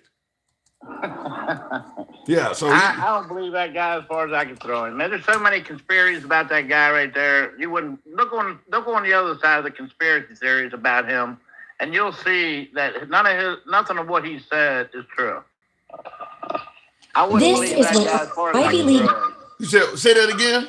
I wouldn't believe that guy as far as I can throw him. Have you seen the video of the cop being smashed between the door? I did see that video, yes. Do you think he got hurt at all? I don't think so. He's bleeding from the mouth. Well, when you're pushing and shoving and stuff like that, you know what I'm saying? So why is he screaming? Why is he screaming like that? People weren't deliberately trying to hurt him. When you're trying to open a door and you're getting hurt, no one's deliberately trying to hurt him. So what exactly were they doing? Trying to get in the building. And with the cops screaming and yelling out like that, no concern for his safety, huh? Well, like I said, I'm sure some of the J6 people got trampled and hurt too. You know? The ones who committed the crime. Yeah, I mean, technically, that's our building. That's not. You know, that building is the people's building. You can't, even if it's the people's building, you can't break windows and smear feces on the wall, right? Well, when I heard about the people breaking the window, that was Antifa. So there's proof that Antifa was there. The CIA said that there was, CIA officers, pretending to be different people. There's so much stuff that no one can swear out how many people were there and who was on what side and who planted what. Do you think anybody did anything wrong at all? Well, when you're trying to trespass, that's the only thing they can get them for. Trespass. Well, you admitted people smashed windows out. Is that just simple trespassing? Well, no one said that they were a J6 or a Republican or a conservative or a Trumper or a MAGA or whatever. Who said that they were breaking windows wasn't a Antifa with a crowbar? Well, the person who broke the window got arrested. I mean, has Trump said that the person breaking the window was Antifa? Notice that Trump has not used Antifa in regards to this at all. Well, I don't think Trump totally understands. He knows what Antifa is, but he doesn't maybe understand that, how much they're actually infiltrating and, when they go to these crowds. So if he doesn't understand what's going on, then why the hell would he pardon everybody? everybody got a charge. He probably, people get caught up in crowds, just like that person they tried to deport. They said that he was in the service and he was an American. Did you hear about that guy? No. Yeah, there was an American guy that was swept up in this ICE thing, and he was found to be an American citizen, and he was actually in the service, and he almost got deported. There's going to be people caught up in stuff that you're going to find out eventually, that he's not illegal, and they're going to let him free. Just like people that were arrested for J6. I'm sure there's ones that got arrested for J6 that didn't do nothing, or that were infiltrating MAGA, pretending to be MAGA because they put on their hats. All you got to do is put a red hat on, and automatically you're a MAGA person. You know what I mean? Yeah, but how do you know that the people there were Antifa? How do you know they were not MAGA? There was both sides. How do you know that, though? How do you know that? Huh? How do you know that? What, that there were people there from Antifa? Yeah. Well, that one guy, Steve Saunders, was supposedly, I think his name was Steve Saunders or something. Okay. You can look it up, but he was known to be Antifa, was there. Known. Is it not possible to be both Antifa and MAGA simultaneously? That can't be. Why? They're opposites. They're opposites. Do you know what Antifa stands for? Yeah, anti-fascist. Right. You're not fascist, are you? I don't get into that Antifa fascist. No, but I'm asking you. You're admitting that it stands for anti-fascist. You guys, a lot of you folks think the liberals are fascists, so you can be Antifa and MAGA. I'm talking about Antifa, the group. That's like saying BLM is people that are for Black Lives Matter. You can be for BLM and not be part of Black Lives Matter, right? You can be a sympathizer to BLM, yeah. But you don't have to be part of the organization of BLM. No, and just like you can be Antifa and still be favorable to Trump. Now, Antifa hates conservatives and Trump. Based on what? Based on what? You can talk to any Antifa person and they are totally a progressive liberal. I thought the liberals were fascists, though. Well, that name, that's why I say when you use that name, Antifa, and what it stands for, and you get into technicalities, throw that out the window. Antifa is anti-Trump, MAGA, conservative. Fact. Anti-police, anti-law. You know what I'm saying? Antifa, the group, is anti-conservative, anti-Trump, anti-MAGA. I've never heard of Antifa being anti-conservative. I think you're adding some things in. I've never heard of that. Now, when you see Antifa go up against the patriots, the true patriots, the MAGA. Do you believe the people that were breaking into the Capitol building were patriots? Yes. You believe Ashley Babbitt was a patriot? Yes. So you can be a patriot and break and enter simultaneously. So you could be a criminal, in other words, and a patriot. Well, when you're trying to get in, when you're trying to certify an election, that's a big thing. People took it, I guess, over the top. Citizens are not allowed to certify an election. What, you think Ashley Babbitt was trying to certify the election? No, they were trying to stop the certification until the states looked at the certification by each state. When they say Pennsylvania certifies all their votes. Okay, I'm gonna give you a phrase. Man, I don't know if you've ever heard this before, but you let me know if you've heard this before. Have you ever heard of the phrase "protest the right way"? Yeah, but nobody does that anymore. So you admit that Ashley Babbitt was not protesting the right way? Probably not. Probably. Okay. All right. Like, you ever see these people out there when you got these hog trucks come in and they try to block the road to the hog trucks to get them slaughtered? Yeah, I've seen that happen before. That's not the right way, but in their minds, that is the right way. Yeah, but when you're actually hurting people, now you're taking it to a different level. I mean, you're physically hurting people. Like this guy here on the screen there. Now, this is a guy you told me did not receive any injuries at all. Am I correct? His flak jacket's probably taking a little bit of the beating. You know what I'm saying? His ribs are probably protected good. You know what I mean? He's got a helmet on there. All right, I gotta move it. You said his flak jacket is taking some of the beating. Oh my God! All right, man, I gotta move it on. Appreciate you coming. Anytime, appreciate it. Thank you. All right, that was. I know. I see Takesha in the comments said that ain't funny. It ain't, and I see you, Tim. No, it ain't meant to be funny, but he caught me off guard with it. It was. Many of us have already seen the video of the officer squeezed in a doorframe by rioters pushing and screaming, "Heave ho!" This is the same door, but a different officer, dragged out of the line of D.C. police officers trying to push the rioters out of the Capitol. It is hard to see through the crowd, but the officer, desperate and alone, was beaten, stomped, and hit with the flagpole. At one point, it looked like one of the protesters would impale him. Nobody got hurt. Wow. Let me go back to the box. I don't.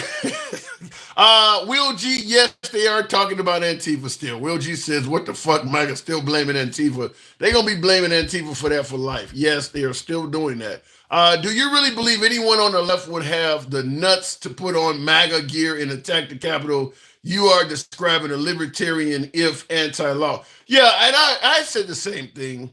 You're not, if you're Black Lives Matter or if you're Antifa, which is like the antithesis of MAGA, if they're beating cops and you're Black Lives Matter, you are not safe in that crowd. If they're doing that to sworn officers, why the hell would BLM or Antifa be anywhere near that shit? I mean, you're literally risking your life. So the idea that Antifa or BLM would go and get involved in that sounds suicidal to me. It doesn't make any sense, but I will say that obviously Trump himself has never referred to Antifa being present there that day. But why would you go out and get involved in that if you're Antifa?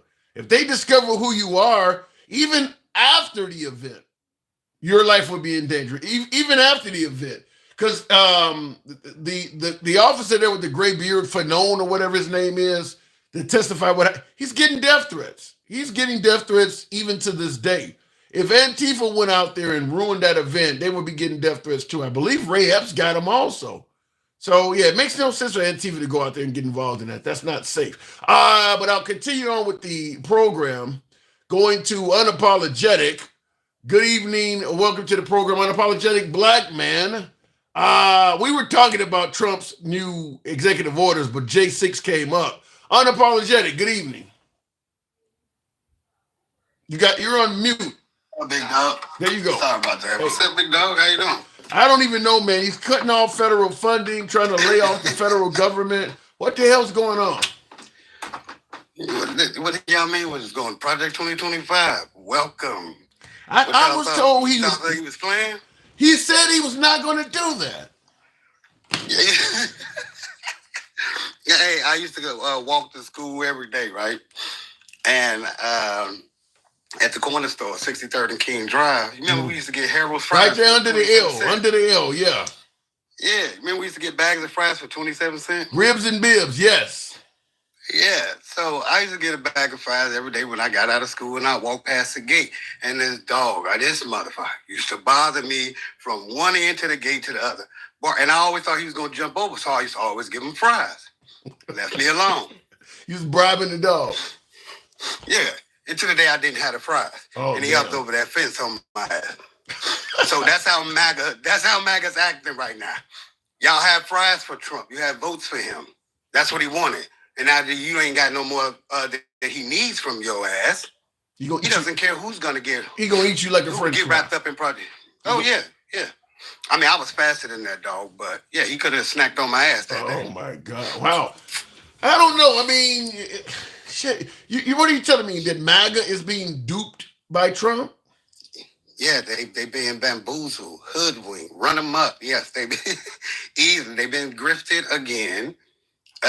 We told them for 4 years about Project 2025. We told them who his associates were, who he was hanging around, who he was inviting to the a fake little White House at Mar-a-Lago. He transformed one of his rooms to the White House. We told you guys who he was embedding himself with, who he was going to make his administration. We told everybody about Project 2025. Everybody know the tenets of fascism. And one of them is what? You need to get rid of the fucking government, right?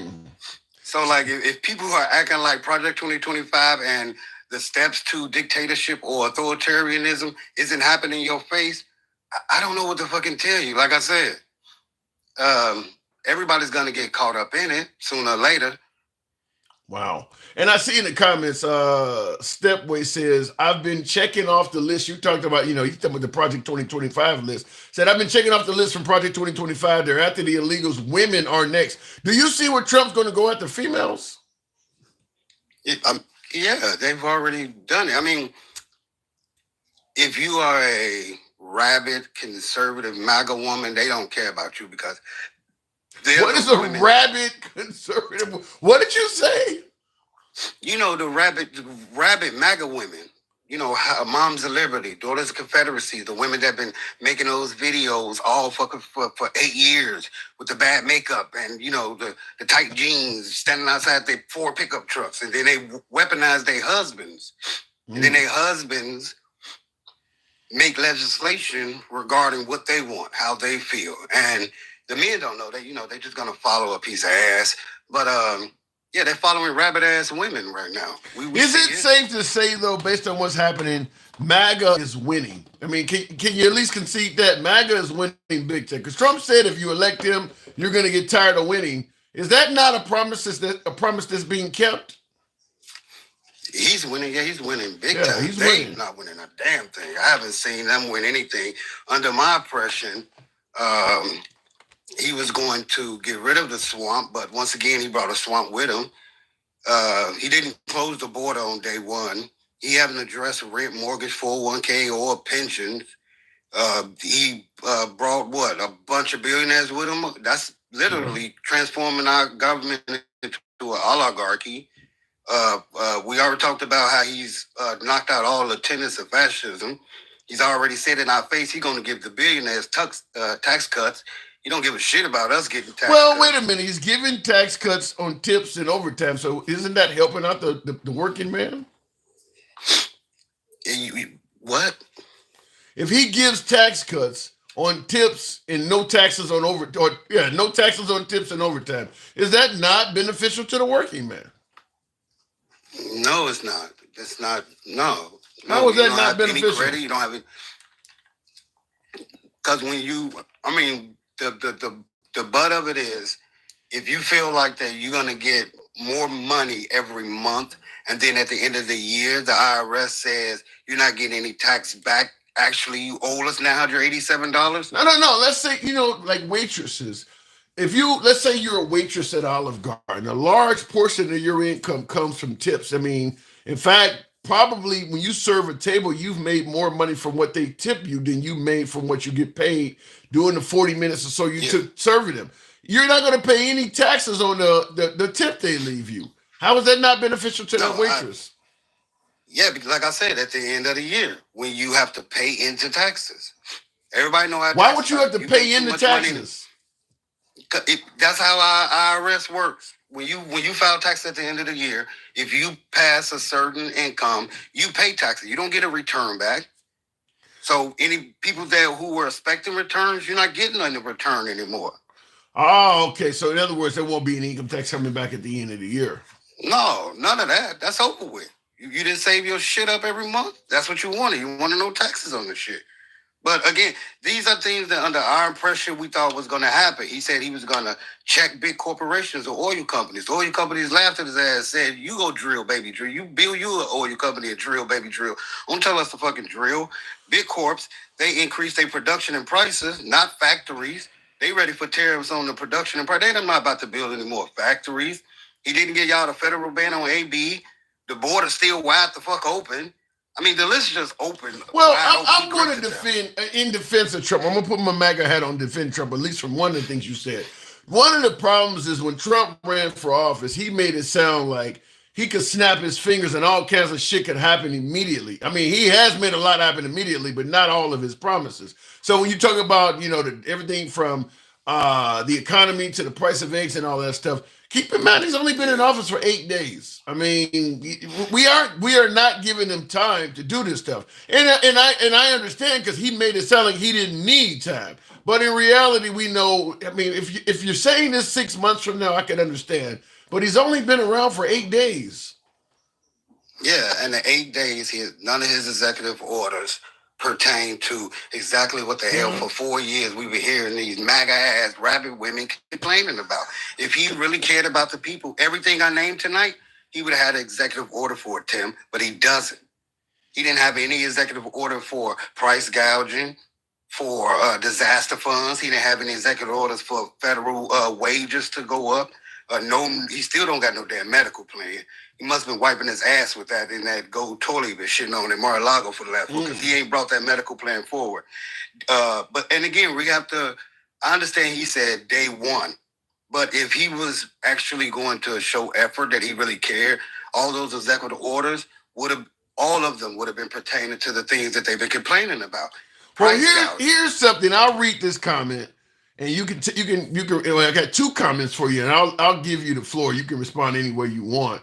Well, the first one is simple. It's coming from Cheeky Chops, and he says another brain dead black. So I'll let you talk about. But before we go to that comment, Creed also said, I agree with a lot of Project 2025. I'll be happy if he starts to implement some of those ideas. Why do you think some folks would be favorable to Project 2025? And you can do whatever you want with the brain dead black comment. Floor is yours. Because they're betas. Some men love to be led. Some people need to be led. Some people know they're a mule. Some people know to put the reins on and let people jump on their back, or come home and lay on their back and let people rub their belly behind their ears. And I get it. Everybody's not a leader. Everybody's not a leader. Everybody doesn't want to be the supervisor. Everybody doesn't want to be the CEO. Some people like driving that forklift truck. Some guys like those fucking corns on their toes from those steel toe boots. I get it. Everybody's not going to make it either. And I'm not going to address the skin color thing, because that's the type of guy you in the elevator with. He just grin at you and shit and hold the door for you too. But when it comes to society, we have let people like Trump, we purposely lower our intelligence for people like that and drone ourselves out to the point where, again, like I said, it wouldn't be a problem if we didn't have to hear about this shit for 8 years. You know what I mean? Like I said, I miss the days when you used to ask a guy about making love to his wife, and he'll tell you everything what happened that night. Then you ask him who he voting for. Hold on, buddy, you're getting personal with shit. Like, people didn't tell you how they voted. So again, well, I know a lot of people don't like me getting on the racial thing, but this is what I mean about America, where now people are proud to say, and we saw the exit polls, who are these proud white T men and or white passing men. They're proud of being able to be emotional now, Tim. Like I said, they running around here like they wives now, rabid as shit. Think about it. For the last 8 years, you've been hearing men complain about shit that our grandfathers told us to shut up whining about, get a better job. You know, as they say, pull yourself up by the bootstraps. And then these motherfuckers complaining about, well, boots cost too much now, and how they make the straps now, I gotta bend over this way. Like, this is MAGA for you, though. You know what I mean? Like, they. Are you saying that like, MAGA? You sound like you're making it sound like MAGA's a bunch of snowflakes and whiners. Yeah, yes, because they like to create a problem and then act like they fixing it, just like Trump does all the time. TikTok is a good example of that. Yeah, that's a good example. But I mean, he had help from the actual owner too, who helped him out and made notifications with his name in it. So I kind of understood how people fell for it. But again, if you're not business minded, you would just see it. It wouldn't be nothing to you. Like, you wouldn't even connect the fact that he brought a fucking meme coin before he made executive orders to help his people out. I gotta give a shout out to Trump. That meme coin shit is gonna make him a fortune. That was a smart idea, because it allows people to pay him under the table, and you don't know where the fuck the money went or came from. Because you don't. I mean, when he talk about the cryptocurrency, it's almost untraceable. It's essentially untraceable. So you can actually give him money for whatever reason you want to, and there may be nobody that know you gave it to him. So that was a smart way. Did you see the reporter ask him, like, sir, what about your Bitcoin? He was like, I don't really know anything about it. I don't know how. And then asked, how much is it now? And then the reporter's like, you made a bunch of billions of dollars. He was like, how many billions? He was. That should be, you know, something that should be illegal to even for a president to have some, for any politician, because as I stated, that is an avenue to bribe a politician that nobody knows anything about, because any international partner can put money in that, and 80% of that belongs to Trump. So anybody can put money into that and funnel money to Trump in a way that nobody else knows anything about. The idea that a president could do that and folks are not bitching and complaining about it is insane. And you remember I told you that, like, strategically, I give Trump some points here and there because what he knows how to do is create a problem, flood the people who he fearmongered with information where they forget that when he comes back and says, oh, I'm going to create some new jobs because I'm sorry about, I let off 1 million fucking, but we're going to create these new departments. I'm going to rename them. And, he's bringing back the same government, or like he did with immigration. We watch Republicans transport people to sanctuary cities purposely, inhumanely, without notice, knowing that they was exceeding the capacity. And then when Democrats was like, you know what, we'll do how we do, we're going to get by how we can. These motherfuckers got mad that we was actually feeding them in the house. And I'm like, you shouldn't have sent them. Don't get mad now. But now they saying we're going to mass deport the same damn people we sent up there. Sorry about that. And you need to hand them over. And you need to hand them over. Yep. That is exactly what happened. Yeah. Because I did shows and they were doing it, sitting them up there in the wintertime with no coats and shit like that. The treatment was cruel. Their mindset is, look, you came in this country illegally.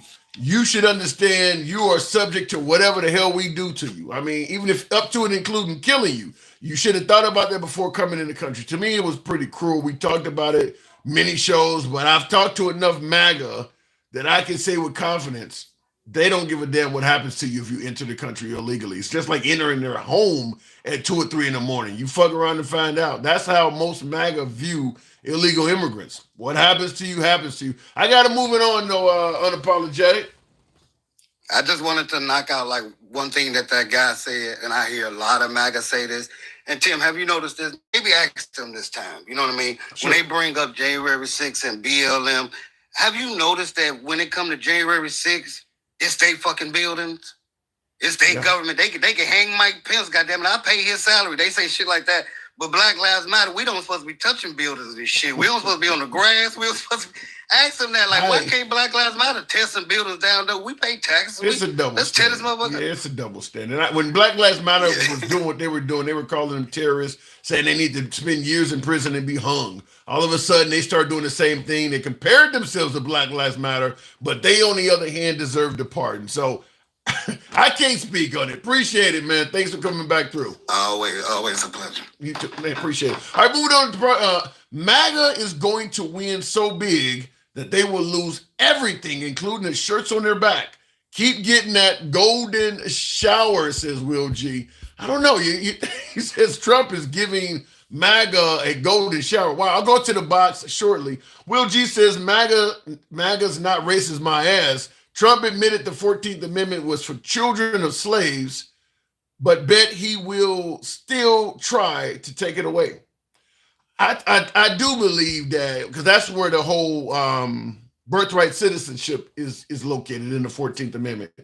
Clearly, he's trying to take that part away. Clearly, he has stated that he does not believe it's constitutional to have birthright citizenship if your parents are not citizens of this country. So, yeah, the idea that he might try to take that away is true. Sherbert, good evening.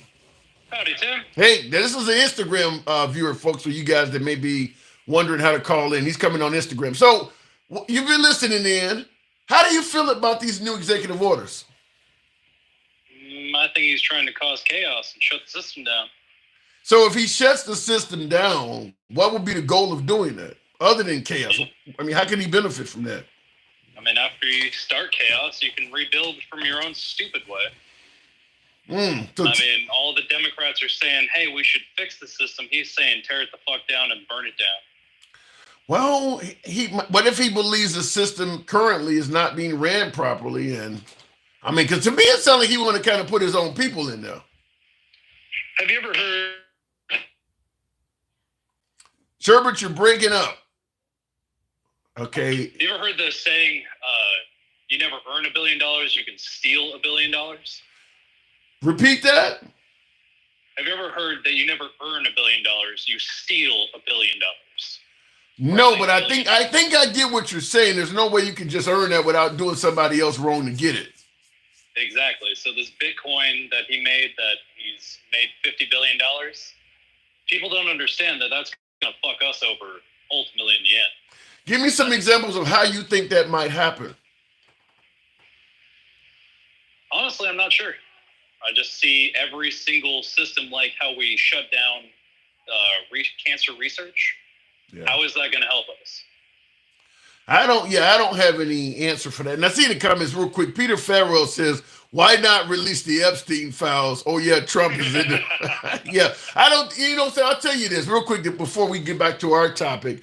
If there were as many pictures of Epstein with Biden or with Obama as there are of them with Trump, the right would be demanding, where are those files at? But because the photos are with Trump, they don't seem to care about it.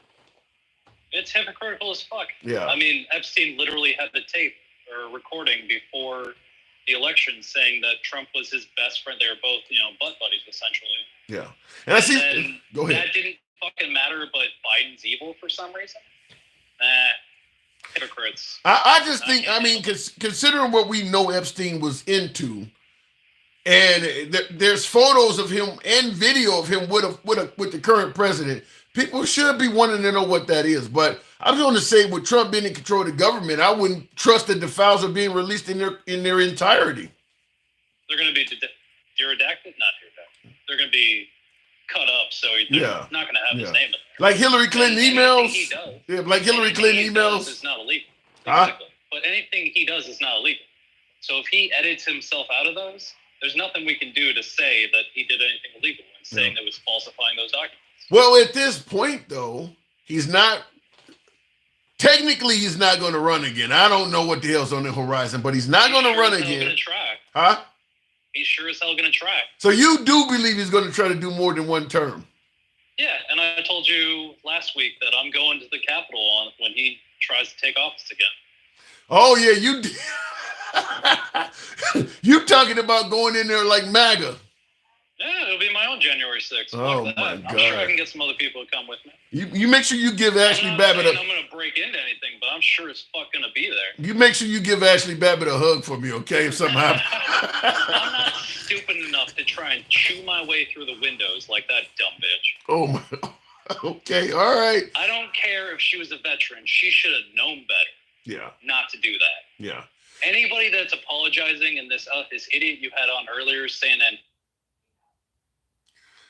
You froze there. We'll give him a second to unfreeze. That's Sherbert on. You froze there. Repeat that. Just that Ashley Babbitt should have known. And then there was that idiot that called in earlier saying that Antifa was doing all the problems. I get that a lot. I get that. Anti-fascist. If they're against Trump, that's admitting that they're. Now, I know what he's going to say. You're breaking up a lot, Sherbert. He was going to say, you're breaking up a lot, but I know you're about to say that they're anti-fascist. So if they're against Trump, that would show that Trump himself is a fascist. Yeah. I heard 100%. Yeah. Your signal's bad. I may have to drop you because you're freezing a lot. So I don't know if you're in a bad area. I'm inside a stadium right now. You where? I'm inside a stadium. Okay. All right. Inside of a stadium, and it's never going to go well. All right. Fair enough. Well, I'll go ahead. I'll get moving. Thanks. We appreciate you coming through as always. Sorry about that, man. All right. No worries. Have a good night. All right. Yeah. Go ahead and drop yourself to save me the time, but thank you for coming through. All right. Moving on with the program. And that is an interesting point he made about if they're anti-fascists and they're out against Trump, then that would be a way of saying that, well, they see Trump as a fascist. Continuing on with the program, tap the screen. Can we get up to 60? Got 300 of you folks in here riding with your boy this evening. a day of some very controversial executive orders, to say the least. Controversial to say the least. But tap the screen, get the likes up to about, I'm saying 60, but I would certainly like to see at least 50. Fiddy, F-I-D-D-Y. You notice he never responds to Hillary Clinton emails. I not only did I respond to it, I made a joke about it. I actually said, tear them up like Hillary Clinton's emails. I saw your comment, but here's one of the things I want to talk about. Whether it's Black Lives Matter in January 6th comment, whether it's Black Lives Matter when we're talking about January 6th, or Hillary Clinton's emails when we're talking about Epstein files, understand that pointing to something else that is wrong or you perceive as wrong does not defend Trump. If I say it's crazy how they're not releasing the Epstein files because Trump has video footage and pictures of him hanging out with Epstein, and you deflect to Hillary Clinton's emails, you're saying that Hillary Clinton sounds guilty as hell, but you're not defending Trump. In fact, you're changing the subject from Trump, which doesn't make Trump look good at all. Same thing with the whole January 6th thing. Well, what about Black Lives Matter? If you're deflecting to BLM, which most MAGA was referring to as a terrorist outfit, I think Trump calls BLM a terrorist group as well. If you're reflecting to that, then you're essentially admitting what they did on January 6th is wrong. You just think somebody else out there was wronger. You're not defending them at all by doing that. That's why he hasn't released the Epstein files, says Will G. Trump is actively trying to edit and redact some things. Yeah, I wouldn't be surprised if after Trump's term, the Epstein files go away. But just like Hillary Clinton's emails, there you go. But he's also talking about releasing the Martin Luther King files and things like that. But keep in mind, folks, when he signed the paperwork that had this stuff released, and someone just sent me a hat and mustache. I did want to say thank you to that. The first one of the evening, JPT Farms. Yeah, appreciate the hat and mustache. I don't know on TikTok. That's why I'm trying to move over on Instagram. I don't get a lot of support on TikTok at all anymore. But I do appreciate that hat and mustache.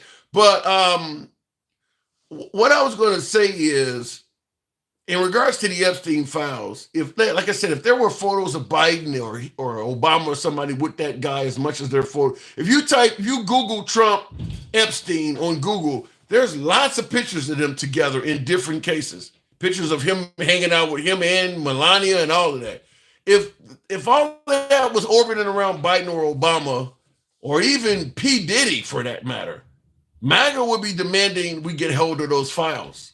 Some reason when it comes to Trump, they're not saying anything about it at all. That does look very biased in my opinion. I bet $1,000 he won't actually release the JFK or MLK files. And that's what I was going to say, is that he signed paperwork giving them a certain amount of time before they could produce some kind of plan to reduce the file, to release the files.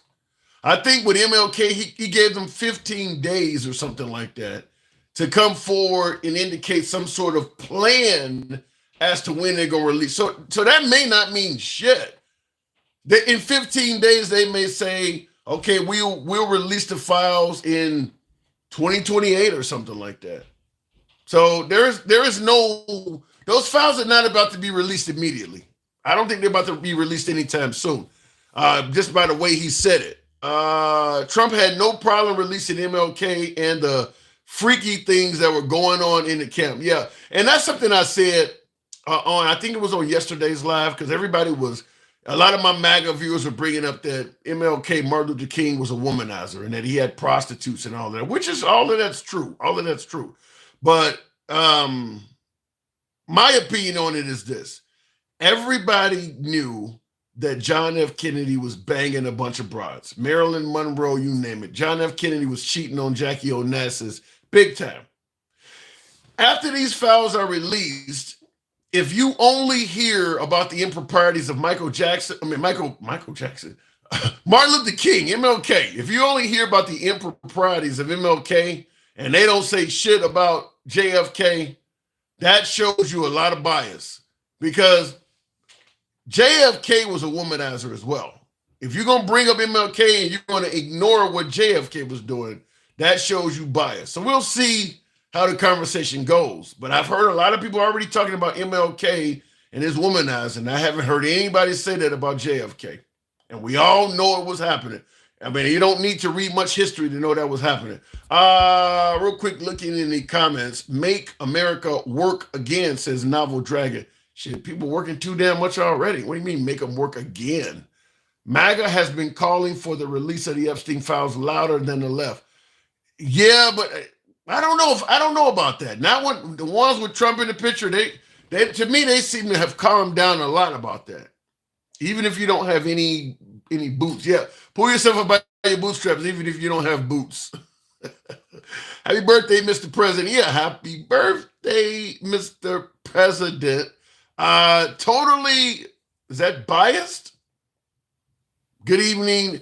Welcome to the program. I don't know if you can hear it there. And thank you, JPT Farms. We'll give the box a minute to bring them up. MAGA, make America white male dominant. Damn, hopefully that's not right. D, I never worked for them and raised 2 kids, had a great life, never did without. Hopefully that's the way we can all get to that point. We'll give the box a minute. May have to let it reset. My last caller's not coming up, apparently. Trump's not a saint himself. No, I don't think any of us are saints there, Bahama Greek. Nobody's a saint. But it is unusual that Trump is the one that's revered by the evangelicals when he is basically admitted he's not even a Christian. I remember John McCain taking a microphone from the old lady because she said she wouldn't vote for Obama because he was a Muslim. Trump has come out and said, I'm not a Christian. Come out and said, I've never asked God for forgiveness in my life. Took the inauguration, didn't even put his hand on the Bible. And people are treating him like he, go to church every Sunday, like he's damn near a pastor. I don't understand it. Even purchasing his Bibles. I mean, I have no clue how that works, but I got to give Trump credit. He seems like the kind of guy that could sell ice to an Eskimo. Takesha Bowie. Now, Takesha caught me laughing. Takesha, you saw me laughing. You didn't like that, huh? I did it. It was funny, though. It was funny. I don't think anything is funny about it being beaten. If that was your child, you wouldn't have been laughing. No, I wouldn't be laughing. You're right about that. If he had been talking about your son, nothing about what he said would have made you laugh. I agree. I mean, treat that man like he your dad or your son, and stop laughing at everything these people say. That's not funny when it comes to somebody being hurt. It caught me off guard, Takesha. I agree with you though, but it caught me off guard. It was not. You just silly to him. You laugh at a lot of stuff that you're not supposed to laugh at, and I'm getting about sick and tired of it. Well, wait a minute. You too silly. Hold on. A Capitol police officer is getting his ass beat by MAGA. And I asked the guy, are you saying this cop did not get his ass beat? And he goes, no, the riot gear he was wearing took most of the beating. He caught me off guard when it was kind of funny. I mean, if it was your son, would it have been funny? No. Well, it would have been funny for this man either, handsome. All right. I'll give you that. I'm going to have to chastise you for that. You was wrong. Okay, I'll concede the point. So what is Trump doing with all these executive orders? And I see Keith says, Tim, you're getting an ass whooping. How do you view, now Trump's talking about getting rid of the federal employees, 2 million of them perhaps, giving them some kind of severance pay, 7 months. I don't know what a person that's been working for 10, 12 years at the same place would do with a 7 months, because now they're out of work. But he's doing that. And of course he cut off the federal funding to every program, at least temporarily. What is he doing? Now Trump don't want no government. He don't want no federal employees. He don't want a federal nothing.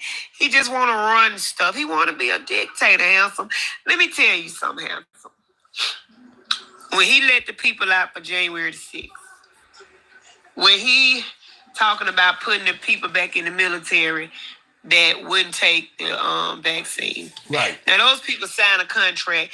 They have had all kind of vaccine. They don't know what them folks shooting in them, but they had to take them because that's a part of your contract in the military.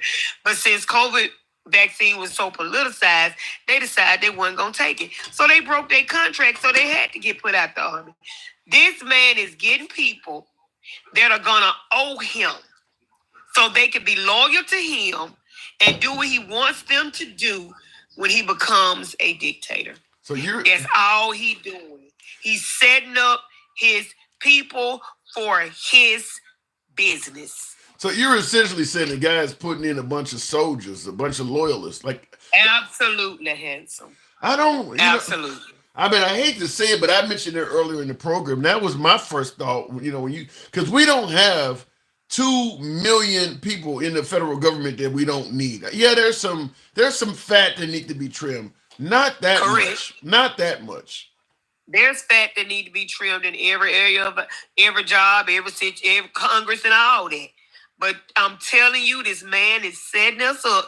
And then see what he did today with the little federal spending cut. He wants everybody around the world to get upset, because then if everybody start protesting around the world, he can do the Insurrection Act. Wait. What do you mean by explain that? I don't get that.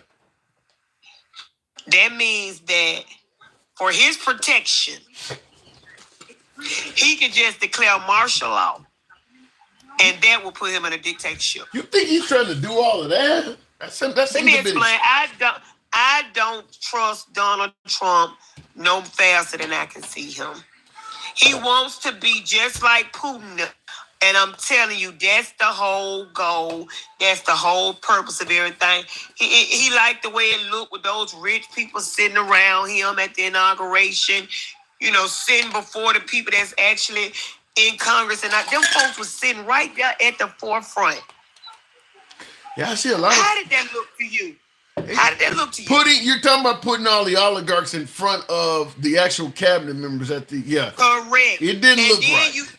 And like you said, you didn't put your hand on nobody's Bible because you weren't finna swear to the oath because you weren't gonna keep it. So why put your hand on that Bible and lie? That's an interesting point. So what are you saying, that if for some reason he got held accountable for not meeting the oath, he can say, I didn't put my hand on the Bible? I didn't put my hand on no Bible. I just put my hand in the air because my arm was tied. My elbow needed to be bent. I just threw my hand, like Elon. My hand just needed to be bent. So, I ain't put my hand on no Bible and say I was just about to say, are you saying that he wasn't taking an oath? He was just saying, my heart goes out to America? Yeah, my heart goes out to the sky.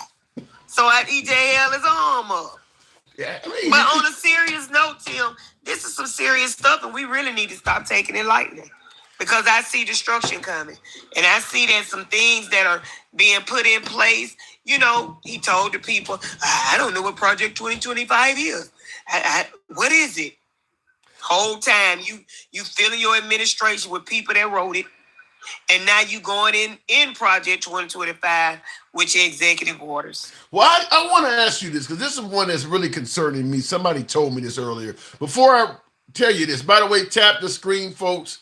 Get your boy on up to, where we? I say 60,000. Tap the screen, get the likes up. Trump is literally holding behind his desk and security detail, throwing stones. I saw that, Will. I don't quite get what you mean by that. And he says Trump Red Ribbon Army. I do get what you mean by that, and that's frightening. What I was going to ask you, Takesha, because somebody told me this, that if Trump continues on, we may see the day where conversations like what you and I are having right now online on social media may be prohibited by the government. In other words, I believe that, Tim. I truly believe that. But let me tell you this, Tim. TikTok ain't gonna be here in 2 months, and I'm gonna tell you why. Because the only way that TikTok can stay up is if the company agrees to sell 50% of their company to the U.S. Those people are not gonna do that. This was just this was just Trump trying to make himself look good with the TikTok. But they are definitely not going to sell a percentage of their company, not the percent to the US. I don't know. You might be right, but I don't know why. China has taken so many things of ours that we had patents protecting certain inventions. They've reversed engineered so much of our shit and did not honor the patents. Like right now, what is it, NVIDIA, the chips had the biggest loss in history because they're actually doing the same thing to AI and producing it for cheap. I don't know why America doesn't just steal TikTok, create their own, and just basically say screw the fact that TikTok is patented by the Chinese and just create our own. I mean, they've done that to us on so many things. I don't know why they don't just create a TikTok. Because Tim, if they create TikTok, the U.S. is going to tell us what we can and cannot say on there. It's not going to be fun, man. Yeah, you're probably right about that. What's going to be fun about a U.S. TikTok? Well, we have... You can't say nothing negative about the president. You can't say nothing negative about the representatives. You just can't, Tim. We have YouTube. You can say negative things about the president on YouTube. And by the way, YouTube, owned by Google, announced today that they are going to change their maps to say the Gulf of America, and they're going to rename that. I was laughing so hard when I saw that, Tim. I couldn't get myself. Why is he doing that? I said, these folks know they bowing down, baby. Let me tell you something. These men getting on their knees performing for Lacio or Donald Trump is getting out of hand, Tim. It's getting out of hand. What woman would want men that are so in love with another man until it make their eyes water? Them folks be looking at Donald Trump like they so in love, Tim. I swear, Valentine's Day, he might get all kind of balloons and love notes and heart-shaped boxes from men. They gonna be loving him. Wow. He gonna wake up, Tim. It's gonna be roses on the lawn of Mar-a-Lago that say, "I love you." These men have lost their mind. Is any of them gonna come from Tim Scott? Tim Scott, bless his heart. I love you, Trump. I just love you, and you ain't loved yourself into a position yet. No. You see what I'm saying, Tim? I see what you're saying. You haven't heard from him. I mean, is there anybody black on his administration? That one man that's over Section 8, where he put Ben Carson at when he was in his administration. Yeah. Because that's where he feel like black folks need to be, at the bottom. And the crazy thing is that they don't temporarily halted federal funding to programs like Section 8. So what is that guy doing right now? Nothing. Sitting there twiddling his thumb trying to figure out if he gonna have a job. I wonder, was I just used as a token? I must have just been a token, because now my job's on the line like everybody's federal funding. But you got to admit, Trump does reward those who hang around. I mean, the loyal folks do get rewarded, right? If I got to do something dirty to be rewarded, I don't want the reward. If I got to uphold you in your wrong and do wrong with you to get a reward, I don't want the reward, Tim. Well, you talked about getting on If I got to lose my dignity and self-respect to get a reward, keep your reward. Oh, the man is winning a lot, Keisha. The man is winning. How is he winning, Tim? Well, shit, if he ends up with the whole government swayed his way, anything he wants to do is likely going to go through. He going to destroy himself. There's not going to be a win. All good things, Tim, must come to an end. Bro, he's almost 80. All good things. He's almost 80, Takesha. He's almost 80. Like I said, all good things must come to an end. I don't know. I don't think he's coming. You don't get away all your life without getting. See, you dig ditches, you gotta fall in them too. When you plant corrupt seeds, corrupt plants come up. You ain't getting that good when you sow bad stuff. It just ain't his time yet. But reaping and harvest season is on the way. I want you to write this date down in this time, because you're going to come back and say, Takesha said this. I don't know. I mean, to me, the guy's got to be the luckiest man in history. Me, Tim. I disagree with you. Let me tell you something. I know this guy. He was a big-time drug dealer. Big time. He in the state I'm in. He was a drug dealer. Did the Supreme Court give him immunity while he was dealing drugs? No, listen. I'm serious. He off people and everything. I mean, ever since I was a little bitty girl. He was untouchable. Everybody was scared of this man because he was just that powerful. He went to jail 10 years ago for life. And he got to serve that life sentence. Eventually, Trump ain't going to jail. the biggest giant becomes the smallest atom Trump, in the world. I think it's. I gotta disagree. Trump ain't going to jail. Trump is not going to pay. I ain't say he was going to jail. I didn't say that. I said that he's going to cause his own destruction, that his house of cards will fall. Even if Trump causes his own destruction, what is the outcome? He rides off into the sunset as a billionaire? I mean, that ain't He much. not right. He not going to, Tim, when I said destruction, I mean he going to be stripped of everything he have. But write the time down, write the date down, and you going to say Takesha said this. I see it. I'm telling you. I gotta disagree with you. Call me the prophetess. Call me the prophetess. I gotta say you're crazy with that. I think Trump's gonna ride off into the sunset. Call me crazy, but it's gonna happen, and you gonna come back and say, you know what, Takesha, you said that. So you think he's gonna be stripped of everything he has, money and all? He gonna reap what he sowed. Everything he sowed. That ain't happening. That ain't happening. Everything he sowed, he gonna reap it. All right. I got to move it on, but you and I completely disagree on that. I think the guy's going to be all right. We ain't got to agree, Tim, because you ain't the smallest apple in the barrel. You just in there sitting to the side, son. Maybe so. Maybe so. Takesha, always a pleasure. Thank you. All right, friend. All right. I don't look at the end. To me, I said it before. If the guy can survive what was originally like 91 indictments, knocked down to 88. Now, folks, you can talk about the witch hunt and all that. Fair enough. People are serving time in prison every damn day based on witch hunts. So I'm not even saying it wasn't a witch hunt. What I'm saying is that if the feds are after you, they have a very high conviction rate. And I'm talking about 1 or 2 charges. 90s, he beat 90-something indictments. I don't think the guy's going to pay any price.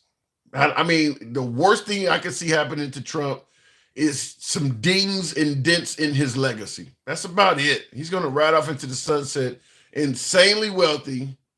He obviously is going to later be an old man because he's already at that stage.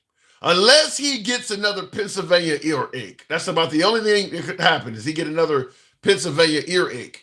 And with him removing the security clearances of people like Pompeo and Ambassador Bolton, shit, they may get that before him too.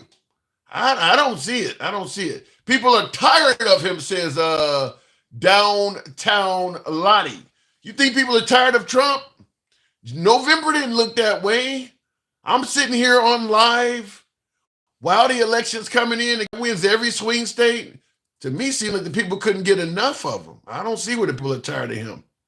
Even right now, I'm still, even with all these executive orders this week, I'm still not hearing a significant amount of voters' remorse. They're not tired of him, at least not yet. The future, who knows? But right now, they're not tired of him. And I see in the comments, Wormswell said we need more of those executive orders. I never voted for him before, but I might for the 3rd term, says Jeremiah Brown. And that's something else I had a friend tell me. I was talking to him, and I'm like, people suggested Trump might try to be a dictator. This was probably, 6 months or so ago when Trump was still running for re-election. And I had him tell me, a friend of mine told me, I don't think America would be that bad off if he was a dictator. He's one of the best presidents we've ever had. Hell, I wish he could stay around longer than 4 years.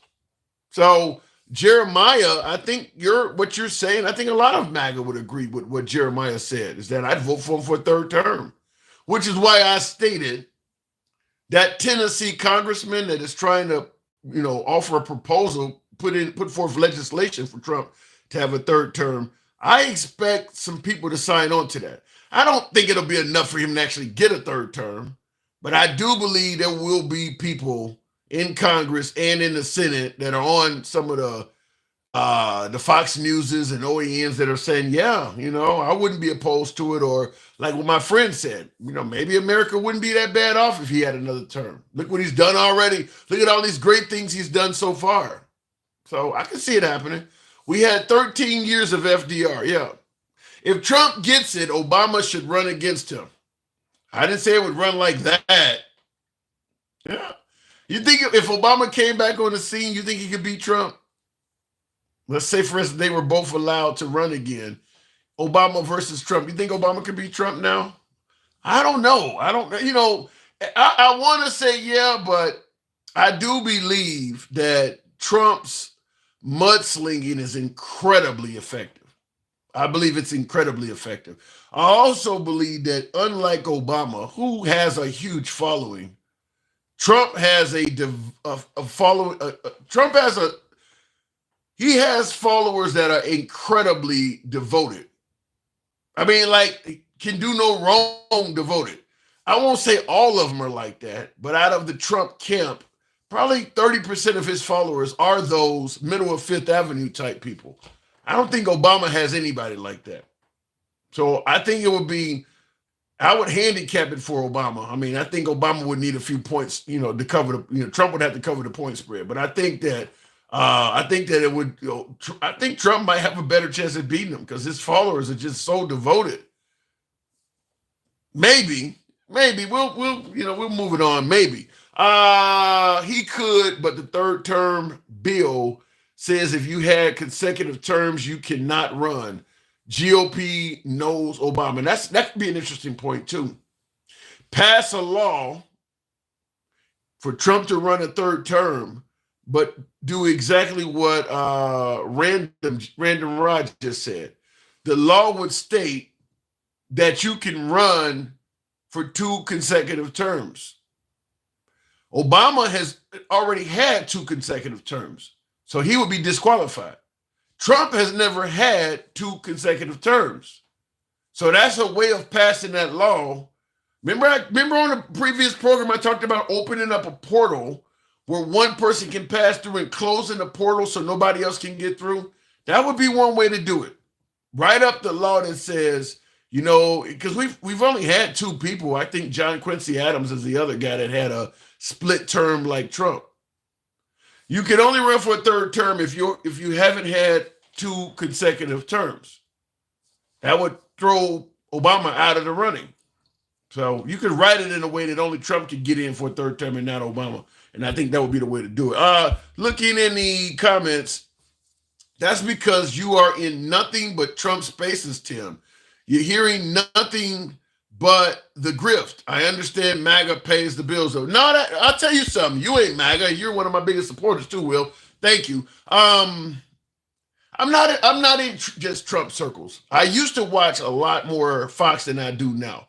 And as I said in the program, I stopped. In fact, I never watched MSNBC. I was a big anti-MSNBC guy. I'd watch some CNN, but to me, MSNBC was too far to the left. I'd say over the last few weeks, I've been watching MSNBC a lot more than ever. In fact, for the first time ever, I put them as one of my memory stations on Sirius XM in my car, and I've never done that I've had Sirius XM before it came standard in cars. When you had to have the aftermarket unit back in the early 2003. I've never done it. Fox News has always been in there because even though I like the way Fox News delivers the news, and I know they lean right, but when they had the O'Reilly types on there, they would criticize the right a little bit. At this point, Fox News is just a Trump cheerleader. It's their news is so biased that it's hard to watch it. So I don't watch Fox as much anymore because they're just Trump cheerleaders at this point. So, and it's one thing if you're a cheerleader for the right, you're a conservative network. You're supposed to be favorable to conservative policies. Pro-2A, small government, fiscal responsibility, pro-police. I get all of that. But that's conservative principles. That's what Fox used to be. Now they just whatever Trump is. Because obviously what Trump did with the January 6th pardons, that ain't pro-police. When you talk about the fact that he didn't put his hand on the Bible, the Fox News I came to know and love would have criticized the hell out of anybody else that did that. For him to take an oath and not put his hand on the Bible, they say nothing about that. So I've kind of strayed away from Fox because they literally are Trump cheerleaders now. They're not even conservatives anymore. It's just whatever he is for, so are we. So it's hard to watch them when they're like that. So I'm not just getting the grift anymore. I've kind of moved a little bit away from that because Fox News is just like, you might as well be related to the guy. You guys are really bad. Looking in the comments though, he could, but I saw that comment real quick before we move on. He said, I tried to tell you, Takesha. Yeah, but I've been watching Fox for a long time. They weren't as bad as they are now. You know, when they had Shepard Smith leaned kind of left. They just lost Neil Cavuto a few weeks ago. He was right, but barely center right. He wasn't way far to the right. The people they got on there now are just Trump loyalists. I mean, people that got Trump's personal phone number. They've been to rallies and been on stage like Sean Hannity and Laura Ingraham and Jesse Waters. These are just loyalists. I mean, most of these folks could literally leave the network and get a job at his administration tomorrow. Like there's nothing unbiased, fair and balanced about that. And Fox News, oddly enough, started out criticizing all the other networks for being too biased. They're just Trump cheerleaders now. So yeah, it's became real hard to watch them. Trump bootlicker says, I'll leave that alone. King, good evening. Megyn Kelly is the best. Man, Megyn Kelly ain't no more. She got a podcast with 3 million viewers. And she too is kind of, you know, I don't know. King fan? Yeah. Yeah, you awake? Yeah, I'm here. Sorry. All right. I had my microwave from my phone. Oh, okay. So, all right. Back to the world again. So I've been on here listening since old boy came on. That nonsense BS he was talking about. Oh, well, yeah, the cops and all of that bullshit. I'm just going to go on. We're going to skip on through that. First of all, Takesha just ripped you a new one. Yes. She did. I like Keep it a Takesha. buck. I'm happy. I'm happy she did. Because that's this shit I've been talking about. An example of when you be letting that shit go too far. You know you should have challenged old boy. I did challenge him. He wasn't trying to hear shit I had to say. I did challenge him. What else could I say? You ain't changing. You was laughing and shit. That shit wasn't funny, man. I challenged Nothing him. about that funny. That was not funny, man. Wasn't nothing funny about that. But I challenged him. Wrong for that. Okay. However, so we finna go here to this whole Trump taking apart the nation, because that's what's happening. Project 2025 is riding alive right now for y'all. Y'all didn't think it was gonna happen. It's gonna happen. What he doing right now? Taking apart the government. That's his plan. That's what he's doing right now. Every time he's cutting off all the grants, cutting off all the funds. Y'all don't know. Welfare is really not used by black people as much as it is for white people. True. Did y'all know that? That is true. It's the Ronald Reagan welfare queen era that has led people to believe that it's black people that, I mean, black people only represent like 13% of the population, and they're obviously not all on welfare. So clearly that it ain't black people that's getting most of that. No, there's a welfare queen right now shopping this video. Younger white lady, look like she can't be more than 38. She ain't got no teeth in the top, but she's crying about her phantom she can't pay with her $38K that she's getting a month, or $3,000 she was getting a month.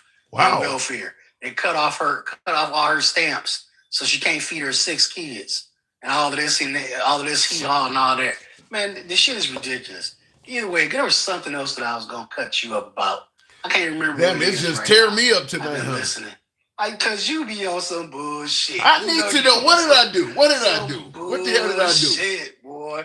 Oh, this is it. Okay, you and Takesha was just talking about this here.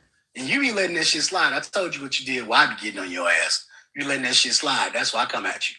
Y'all know that's what the shutdown was about, right? What do you mean? The shutdown was about Trump. Trump didn't do shit to TikTok.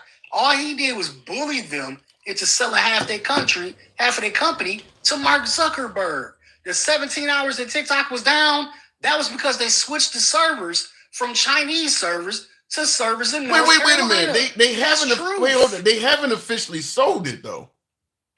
Dog, but they switched the servers. Are you hearing what I'm saying to you? So anytime you do some you had a chick on here about a week or two ago who was talking about tech, and she was talking about real life shit. She knew exactly what she was talking about.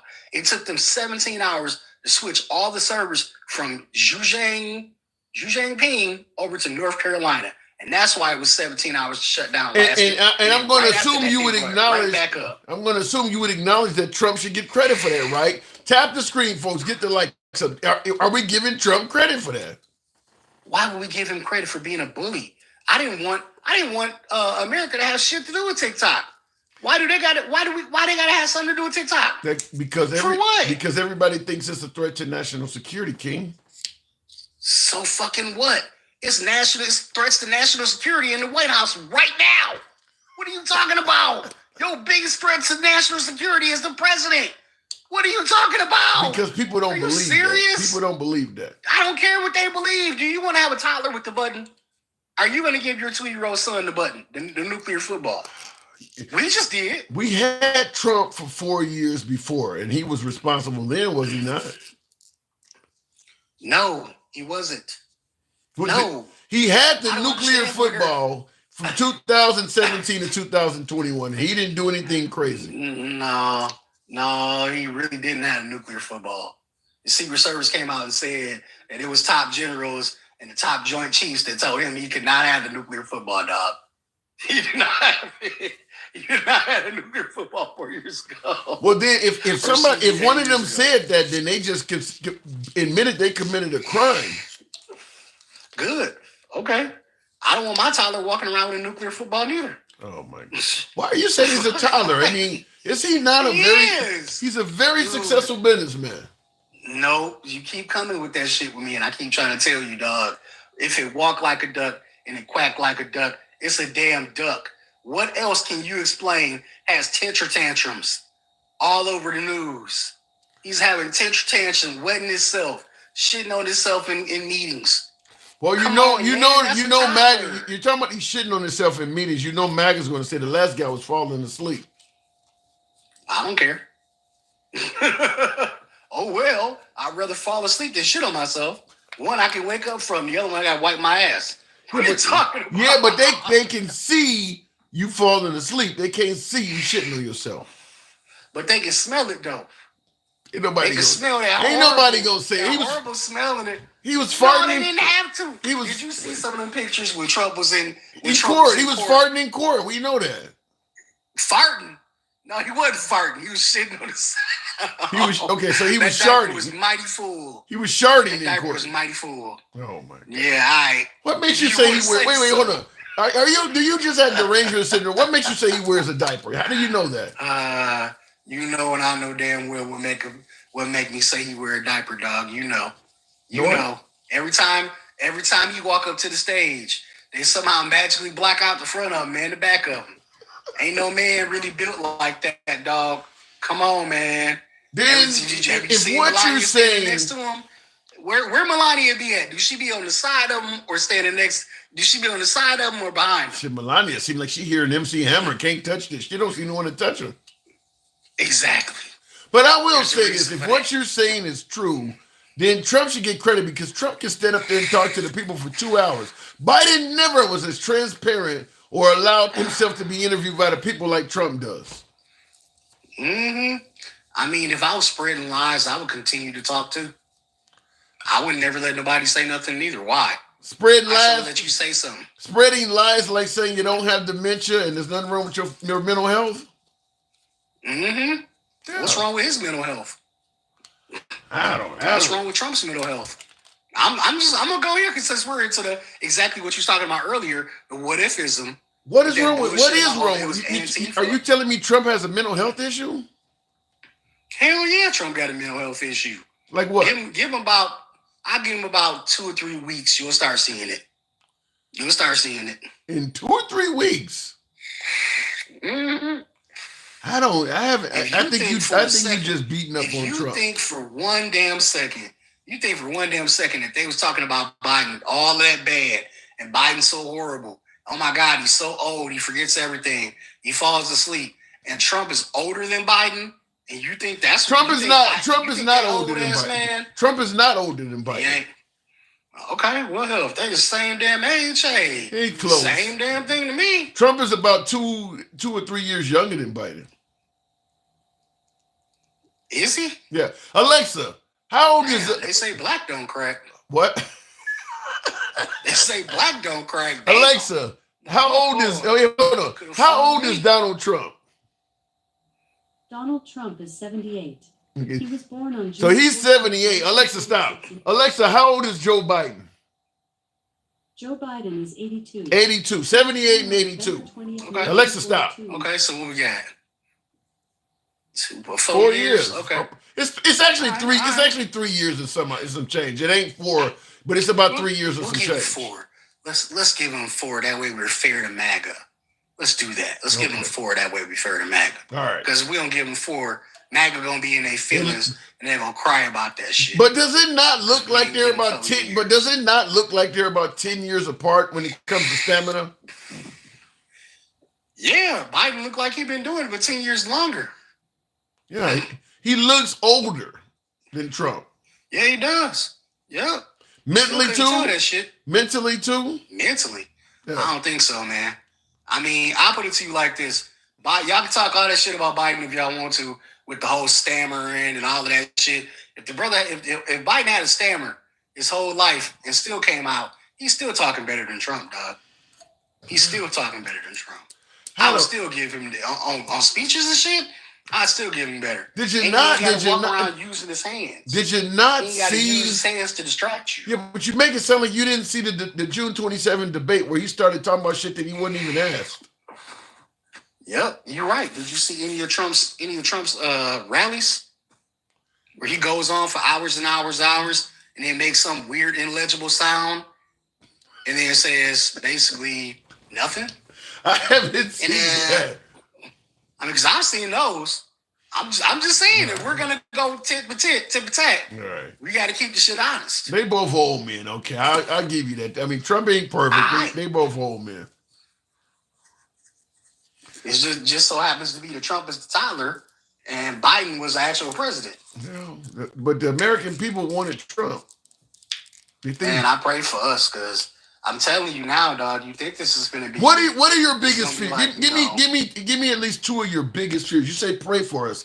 Give me 2 things that you feel really concerned about if we got with another 4 years of Trump.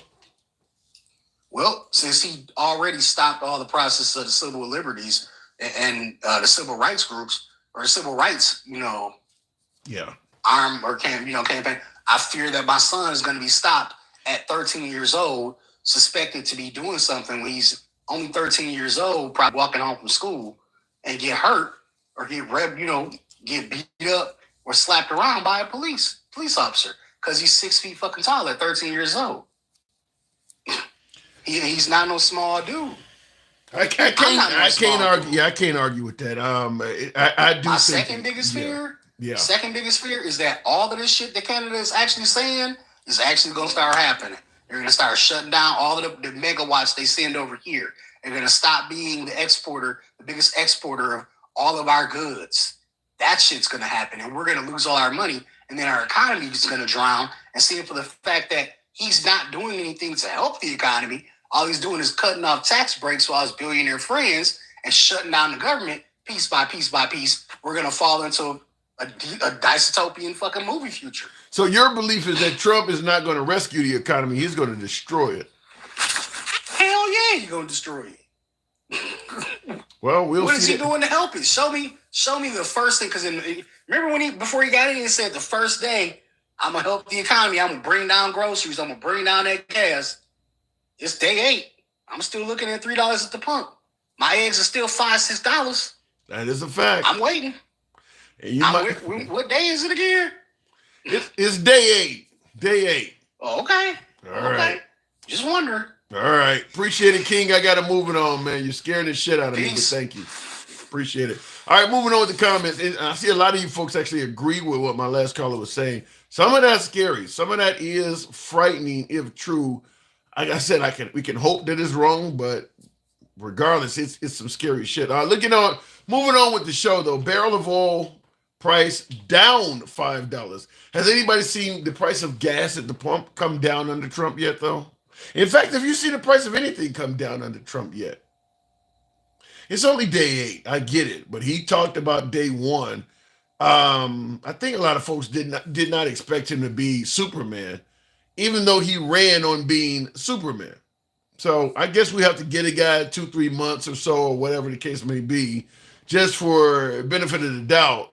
But he did run on doing all these crazy things on day one, and a lot of that has not happened. In fact, one of my earlier guests pointed out he's passed a slew of executive orders aimed at doing everything but strengthening the economy. He really, I mean, like he could have passed some kind of executive order to get price gouging under control. No, you can't really force somebody to charge whatever, but he's doing other things that are considered unconstitutional. Why not stand up against price gouging? So out of all the executive orders he's passed, I don't know if he's done anything that we can definitively say that was done to give us a better economy. Somebody let me know. Has anybody seen him do anything like that? I see somebody in the comments. Hang on 1 second. Got something in my nose there, but moving on with the program. I happen to see your comment there, Kennedy. Something was it's crazy. I got the lighting in this environment is too damn good. Apparently, because you can see all up my motherfucking nose. Anyway, let me go back. His executive orders targeting the utility sectors, lowering the power bill, benefits everyone. He had an executive order targeting the utility sectors. What was he telling them to do? What was he telling them to do? I don't know about that bill. Let me know. Continuing on. Yeah, it's crazy the lighting. And I don't have the ring light like a lot of these YouTubers have. I actually got big ass spotlights aimed at me. So because I got multiple cameras. There's like 4 cameras aimed at me. So I want to make sure I have enough light. And yeah, it's started showing up a motherfucker's nose. Tap the screen. That was funny. Tap the screen. Get me up to 80,000 on the likes. I don't know if we can do it, but we might. You guys show the program some love. Why didn't Biden stand up for it? Stand up for what? Everything is a joke. Why didn't Biden stand up for what? Let me know. And I'll continue on the program. And Canada is about to shut down the energy supply to the U.S. That's what I don't like is that Trump is talking hostile to so many countries at once. I mean, yeah, yes, Jessica, appreciate the hat and mustache. Got your boy looking real Hispanic. Thank you for the hat and mustache. Keep it on the down low. I don't want the deportation folks to come in here and grab my ass while I'm on air. Trump wants to destroy everything to make it look like he is the savior to fix everything. He wants to rebrand everything in his likeness. I could actually see some validity to that. Because the TikTok thing is that way. I actually thanked Trump myself. I did a video saying thank Trump for TikTok coming back, but yeah, he was part of why TikTok went down. But it wasn't just him. It was Biden, Republican Congress, the Supreme Court. All of them played a part in TikTok going down, and I gave Trump credit because without him changing his mind, it wouldn't be up. So, but I could see what you're saying. Well, I could see some validity to that. So far, those executive orders amount to nothing but chaos.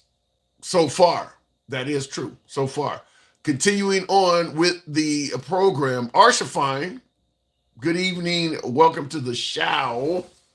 Arsha, appreciate you holding on. If it brings you up, maybe not. Go ahead, Canada. Our Girl Scouts are fed and ready. What does that mean, Michael? Our Girl Scouts are fed and ready? They denied Project 2025, and now everything so far is reflective of Project 2025. Yep. I've said on the lives many times that the denial of Project 2025, at least the way Trump was orating it, made no sense at all. From a standpoint of, I didn't read it, I don't know nothing about it. When your name and everything is in it, didn't make any sense. And because we know Trump, I don't really know a lot about Michael Cohen. He's just my lawyer. I never had anything to do with Stormy Daniels. We know he does not always speak from a standpoint of honesty. But Project 2025 has way too many coincidences for him to know nothing about it. So, yeah. And then you got, of course, was it Steve Bannon or Flynn or one of them that joked and said, I guess now we can let them know it wasn't a joke.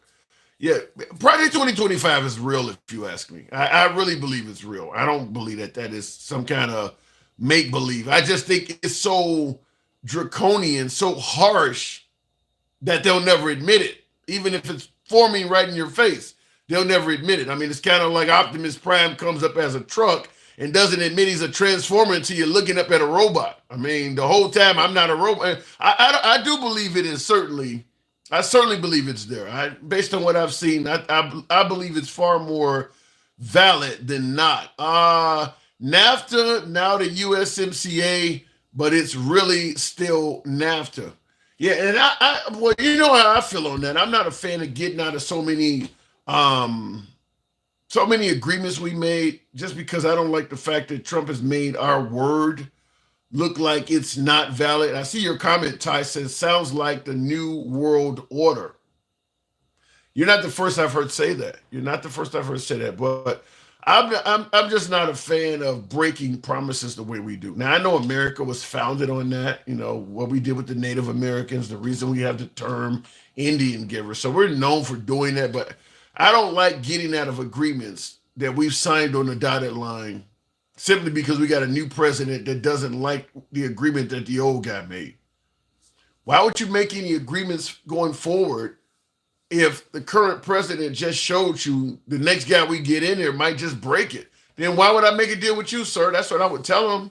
You know, if I'm one of our, you know, if I'm one of the nations on the global scale, why would I make any deal with you when I just watched you break all the deals from your predecessor? You've shown me that your nation cannot be trusted. We don't make deals with you, sir. We make deals with your country. You've shown us that those deals can be invalidated simply because the next guy disagrees with you. To me, he's made it clear that America's word can't be trusted, even if it's a shitty deal, like the Iran deal that Obama made and he broke out of it. Even if you think it's a shitty deal, fact is, Obama put America's word on the line. You got to honor the deal. You don't just break out of that. I'm not a fan of how you did that at all, but a lot of MAGA certainly liked it. Whiskey Romeo, WR, free Luigi, eat the rich. There may be a lot more Luigis if this shit keeps up. You may not have to free that one. It may be clones running around the way things are going. Fuck around and find out, Uncle Tom says, is that Gigama? All right, fuck around and find out, Uncle Tom. WR, good evening. Are you there? Hey man, how you been? I'm doing good, been good. But yeah, how you been? I'm hanging in there, man. Can you hear me? Yeah. Okay. Now we talking about all these. We talking about these executive orders coming from the president. Do any of these concern you at all? All of them concern me. That's like when I told you way last February about the police immunity, Project 2025. Well, the immunity. All of them concern me. Well, the immunity hasn't come. The immunity hasn't come. Go ahead. The immunity hasn't come to fruition. So he doesn't seem like he's going to carry out. He's going to follow through with that so far. You say give him about 2 months. Yeah. You said give him about 2 months. Yeah. Throwing my words back at me. I believe in 2 months. I believe in a couple months. All hell gonna break loose. He's already started targeting every minority group that you can think of. I mean, he don't want no Nigerians entering the country, just like he did the Muslim ban, you know, back when he was going. Now he's doing all these federal cuts. So all the people, I believe, who voted for him, especially a lot of these farmers, he ain't tagged them yet, but they're gonna get tagged too. Because what do you mean by tagged? It's gonna affect everybody. What do you mean by tagged? When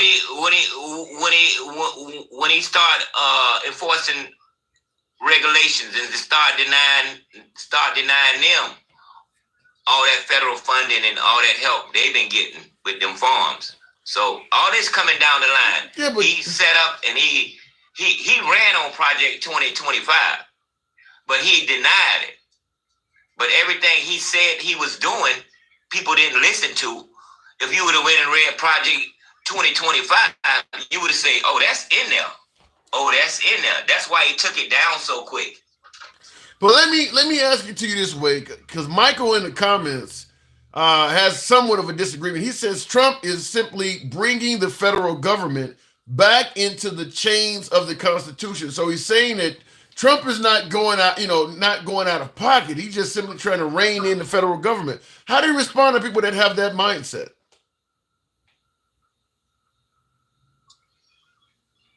Well, I respond to it like this, man. I feel like in another year,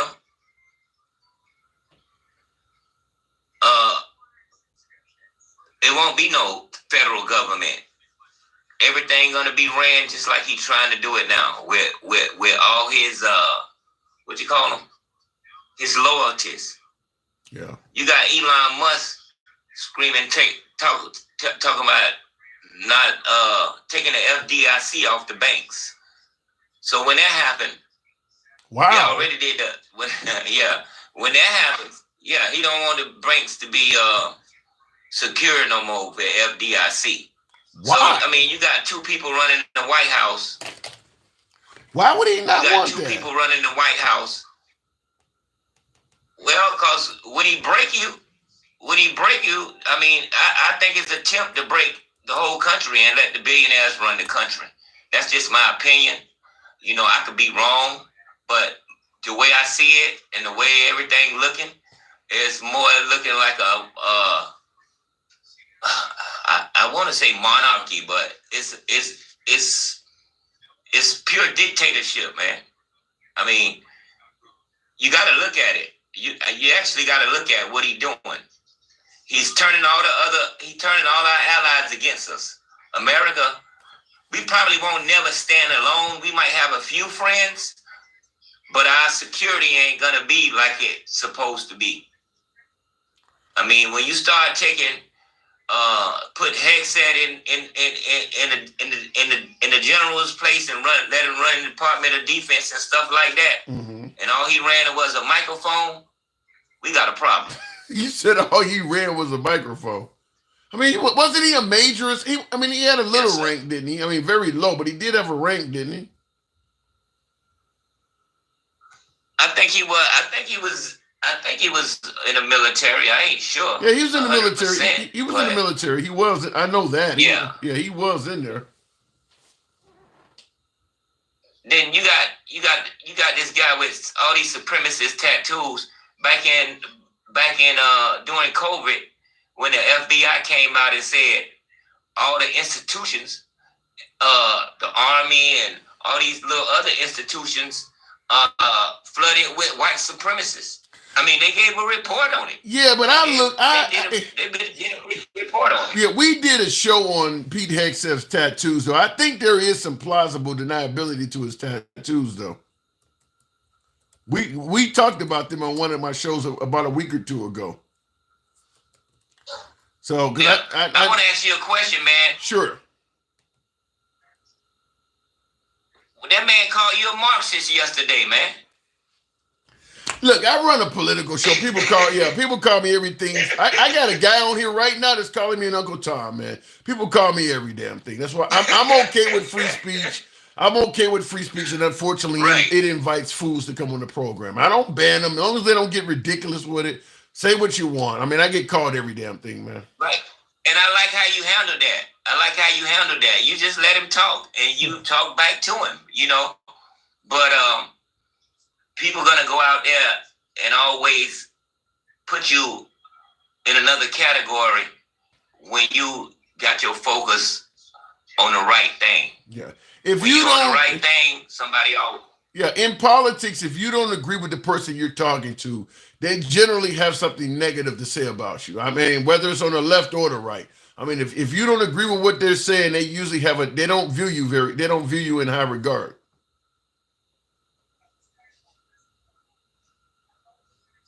Right. Yeah. I missed Takesha. Where she been at? She ain't been on the show too much, huh? I got to move it on because we got a delay, but she was on about 30 minutes ago tearing me a new one. She's been here. She was on here telling Okay, I missed her. Yeah, she tore into me, but I'm gonna have to move it on because we got a delay. Go ahead. Yeah, appreciate it. Yeah, Man. I know, I Thank hear you. it. Yeah, it's a delay. Okay, yeah. I'll talk to you later, man. All right, thank you. MAGA really thinks DEI is just for black people. LOL, that's how you know MAGA is racist, including how they think 81% to X white people 13. I don't quite get the end of that. But I do believe there is some quite a bit of validity in that part about, well, let me just say this. I think MAGA thinks DEI could also be for women.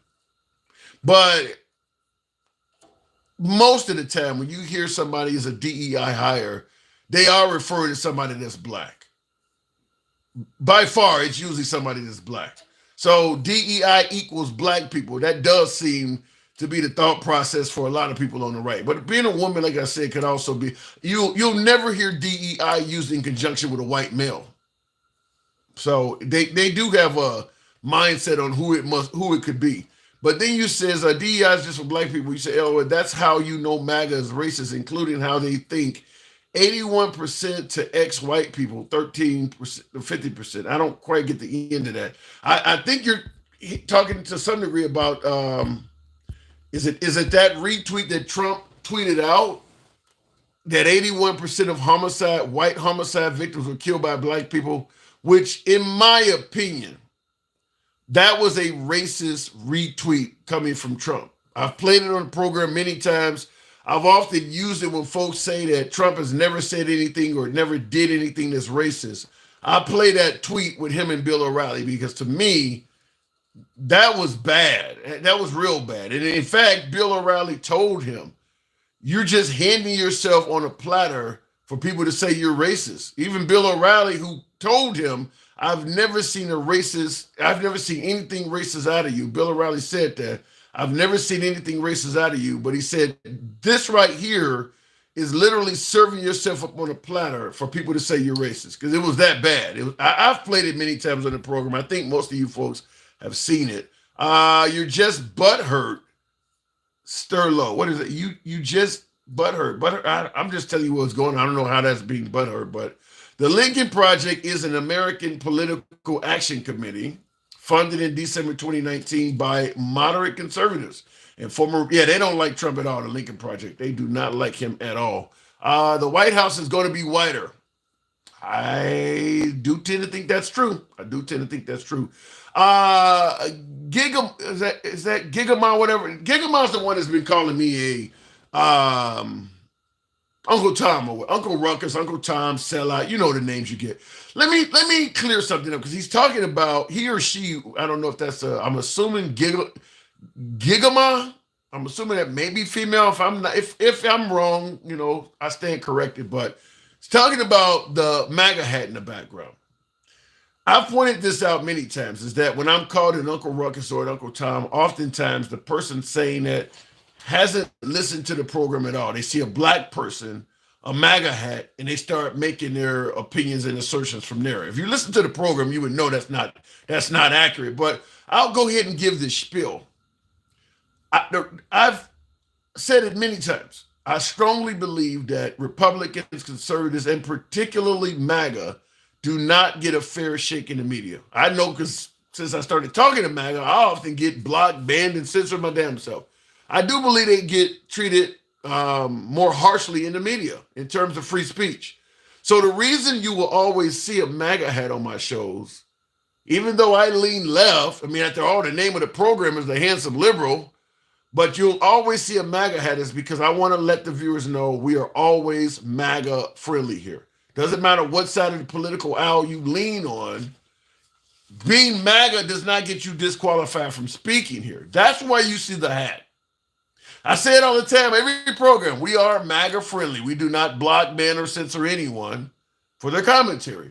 You can be critical of anyone on the program, up to and including the host, which is exactly what you're doing. I say it all the time. We go left of Bernie Sanders, so I'm having dinner with Q. We've been doing this for 4 years. You obviously are new to say that, and you're welcome on the program. I won't block, ban, or censor you for your comment either. But that's why you see the MAGA hat. It's all about free speech here. Censorship is bad for everyone, says Blue Waffle. Her name is Blue Waffle, but yeah, I agree with you. Censorship is bad for everyone. 100% agree with that, which is why I'm not a big fan of the rumor floating around that Elon Musk wants to purchase MSNBC. I'm not a fan of that at all, because you know what's going to happen to MSNBC if Elon Musk buys it. It'll sound like Fox News. It'll get to the point where if you're on the cable news outlets, there's no left-wing publication to go to, which is exactly what Fox News originally complained about when they came on air, is that the right had nowhere to go. So now all of a sudden they're going to do the same thing in reverse. I'm not a fan of that. I don't know if Elon Musk is going to buy, if he's actually going to do that, but we know he has the money to do it. And I suppose MSNBC, they like money. They have a price. We don't know what it is, but I'm sure he could purchase it if he wanted it. I don't want to get to the point where we have state TV, where everybody, everywhere you turn, it sounds like Fox News, where they're just kissing Trump's head. I'm watching Fox News the other day, and they talking about folks suggesting that they want to put Trump's face on the side of Mount Rushmore. I don't think it's going to come to fruition or not, but a news network shouldn't be entertaining no shit like that. I mean, that's kissing ass right in your face. I mean, a whole segment on the possibility of putting Trump's face on the side of Mount Rushmore. That's the kind of stuff I'm talking about, where I don't watch Fox anymore. It's not critical of Trump at all. I mean, even the pardons on January 6th, they were mostly favorable to that stuff. The same network that would have tore Colin Kaepernick apart for taking a knee during the anthem suddenly had no problem with MAGA climbing on top of the Capitol building and taking down the American flag and replacing it with a MAGA flag. No problem with that disrespect.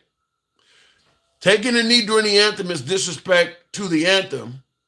But singing the anthem with a bunch of folks that are currently incarcerated, a presidential candidate doing that, by the way, you're suddenly okay with that. I'm not talking about the witch hunts. We can talk about witch hunts and all that shit later. I'm just simply saying what MAGA was doing is something that MAGA would have found disrespectful to both the anthem and the flag if anybody else did it, including lifting the flag back up during the time when we were mourning the loss of Jimmy Carter just for his own inauguration purposes. All of that stuff's disrespectful. And he got total pass. Fox News would have criticized any left-winger that did that. Suddenly they're making all sorts of excuses for why it's okay. That's the stuff that made me tune out from Fox News, is that you're no longer standing on conservative principles. You're just blindly defending Trump. I'm fine with standing on conservative principles. That's what made me enjoy watching it. But when you started just blindly defending him no matter what he did, middle of Fifth Avenue style, it just became, hard to stomach, hard to watch. They are still standing on conservative principles. No, they're not. Pardoning the January 6th folks, that's not a conservative principle. No way in hell is what Ashley Babbitt did a conservative principle. They don't stand on that. Remember, Colin Kaepernick was protesting cops beating up black people. He was not protesting the right way, doing it while the anthem is playing. Ashley Babbitt is breaking through windows and shit in protest, and that's okay? No, they're not standing on conservative principles. They're standing on Trump. That's it. They're defending Trump, whatever. I don't think meeting with Kim Jong-un or meeting with Vladimir Putin in private and taking the notes from the interpreter so nobody knows what you're talking about, they wouldn't have supported that if Obama did some shit like that. That's not standing on conservative principles. That's standing on Trump. That's what caused me to tune out. If any of the MSNBC folks or CNN folks were seen at an Obama or Biden rally on stage telling the voters that this is the right guy to vote for, and then they're on CNN or MSNBC, that would be all over Fox. But that's exactly what Sean Hannity, Lori Ingram, Judge Jeanine Pirro, Jesse Waters, all of them have been at Trump rallies. All of them. This is all of the stuff they started out criticizing. They're doing all of that stuff now. That ain't standing on conservative principles. That's standing on Trump. Real quick, looking in the comments, they also wear the American flag and ties it around their neck. Is that a disrespect to the flag code? I suppose you're talking about. It's no Republican Party. It's the Trump kiss the party ring. Fox News is doing that. Kiss the ring, yeah, they doing that. I mean, you've had so many members of the Fox News crew either leave the network and go work for Trump or leave Trump's administration and go work for the network. I mean, they're like interlinked. You can say what you want about MSNBC or CNN. Neither one of those networks are connected to any liberal candidate as much as Fox is to Trump. You don't see MSNBC people introducing the presidential contenders and shit like that and riding on Air Force One. I mean, yeah, Fox News is definitely in the camp for Trump. There's nothing unbiased about that at all, what they're doing. I mean, they might as well just be campaign bros. Looking in the comments, Trump said he wasn't even going to run for president if Biden was doing a good job, says Florida Blondie. I don't know, because Biden said he wasn't going to run for re-election. He lied. He said he wasn't going to pardon his son. He lied. The idea that if Biden was doing a good job, Trump was not going to run for president, I don't buy it. My guess is no matter what Biden did, Trump was always going to say, well, he didn't meet my standard. He didn't do a good job. Trump was going to run for president. I mean, he literally never stopped holding rallies. In fact, he didn't think Biden was legitimately elected. So why would he say, I'm not going to run if he does a good job? You think the guy's a fraud. And he's been saying that from day one. So, no, he was not going to. I definitely don't believe that. He was going to run again. Continuing on with the program. Let me see in the comments. You guys are tapping the screen. Can we get to 80? Almost 80? Mitch McConnell is the only person who could have stopped Trump from running. You're talking about with the January 6th impeachment. Yeah, he could have stopped him. And the crazy thing about Mitch McConnell is he stated when he rejected the impeachment, there ain't nothing that Trump did while president that you can't get him for once he becomes a citizen. And then the minute he became a citizen, they started trying to block that too. I mean, I don't know what else to say. And obviously, Mitch McConnell's the one that blocked Obama's Supreme Court pick as well. So Mitch McConnell kind of spoke out of both sides of his neck. I don't see why Trump is not necessarily really a cheerleader for Mitch McConnell because he's done so much for Trump. It's crazy that Trump doesn't speak very highly of Mitch McConnell, considering how much value Mitch McConnell has been to Trump. I mean, he stopped an Obama Supreme Court pick, gave Trump an extra pick, and prevented him from being impeached. And you see a lot of MAGA calling Mitch McConnell a rhino. Like, shit, how much does he got to do?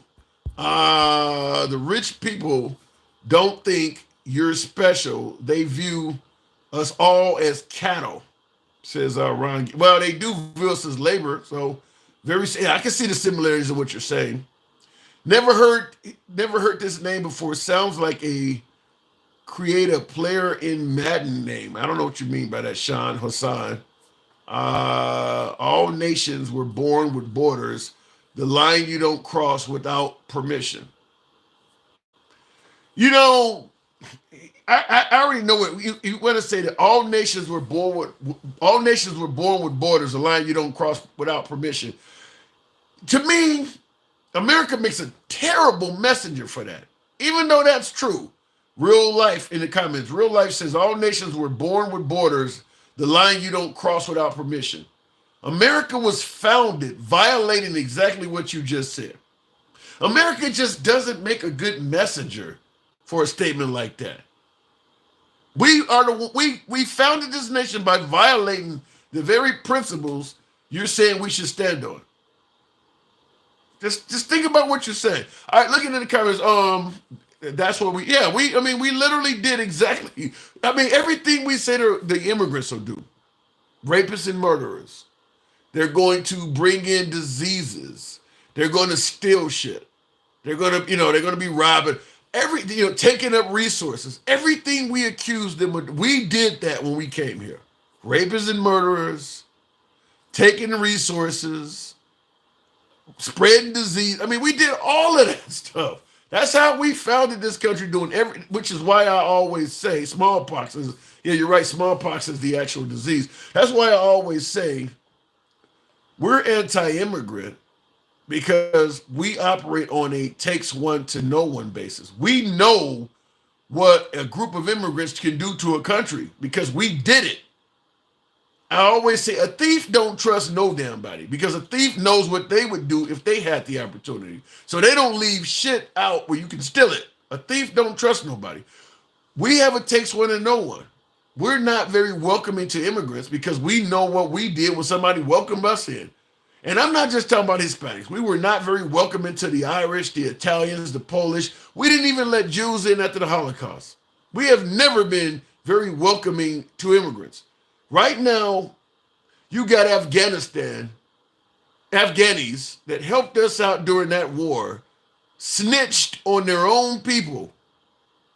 They were promised to be allowed to come here, and we even put them on hold, knowing damn well that if the Taliban get their hold on them, they're going to be killed. We're not even letting them in. So America really operates on a takes one to know one.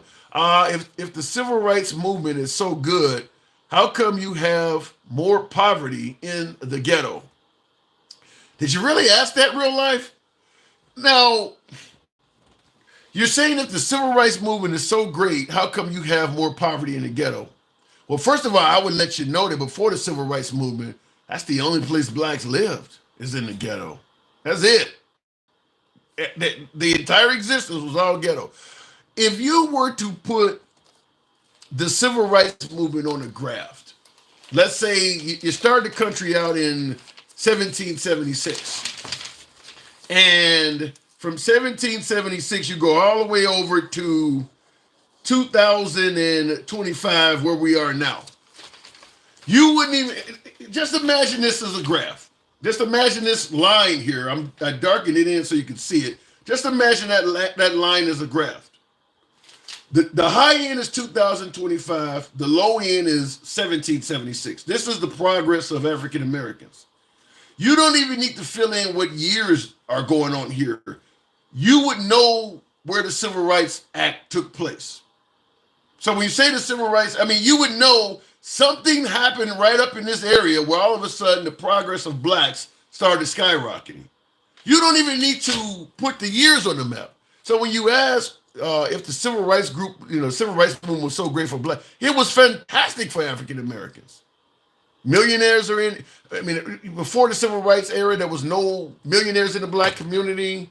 I mean, you think about in terms of management, whether we're talking about generals, whether we're talking about business owners, I mean, you would not even need to put what year, the years on this map. You would know just by looking at this map, chances are the civil rights era happened somewhere right up in here. The minute they took off the handcuffs, the black community suddenly started prospering. No, we're not where the white community is. The handcuffs were never on the white community. We're certainly getting better and better each year. More blacks graduating from high school, more blacks with college diploma or college education. I mean, it's not gonna, you can't do something for hundreds of years one way and expect all of a sudden normalcy in a span of a generation or two. You didn't do it in over a generation or two. You did it over centuries. Give it time, give it time. But I will tell you though, if you look at the wealth, the education, probably the lifespan, the quality of life for the African American community, you would easily be able to see that after the Civil Rights Act, all of that stuff started getting better. All of it did. And I see in the comments, somebody said that's a lie. Okay, all right, well, if you think it's a lie, you think it's a lie. But if you don't think the black community is doing any better in 2025 than they were doing in 1955, then you probably aren't part of the black community. I can tell you for a fact, myself, I am the first on my family tree to be born with civil rights from birth. I was born in the early 70s. My mom was born before civil rights. You look at the black community now, they're going on vacations. They're able to afford their own, they're buying brand new cars. They own homes. You go back before the civil rights era, the quality of life for African Americans was significantly worse. As you brought up the ghetto, that's where they all were living. They didn't have the freedom of movement. They couldn't live places. They couldn't open up businesses anywhere. It was worse. If you don't see that, yeah, you just got your eyes closed. If you are unable body, then get a job, stop living off the government, says Florida Blondie. I don't know what that means. I don't know any black person that's collecting welfare.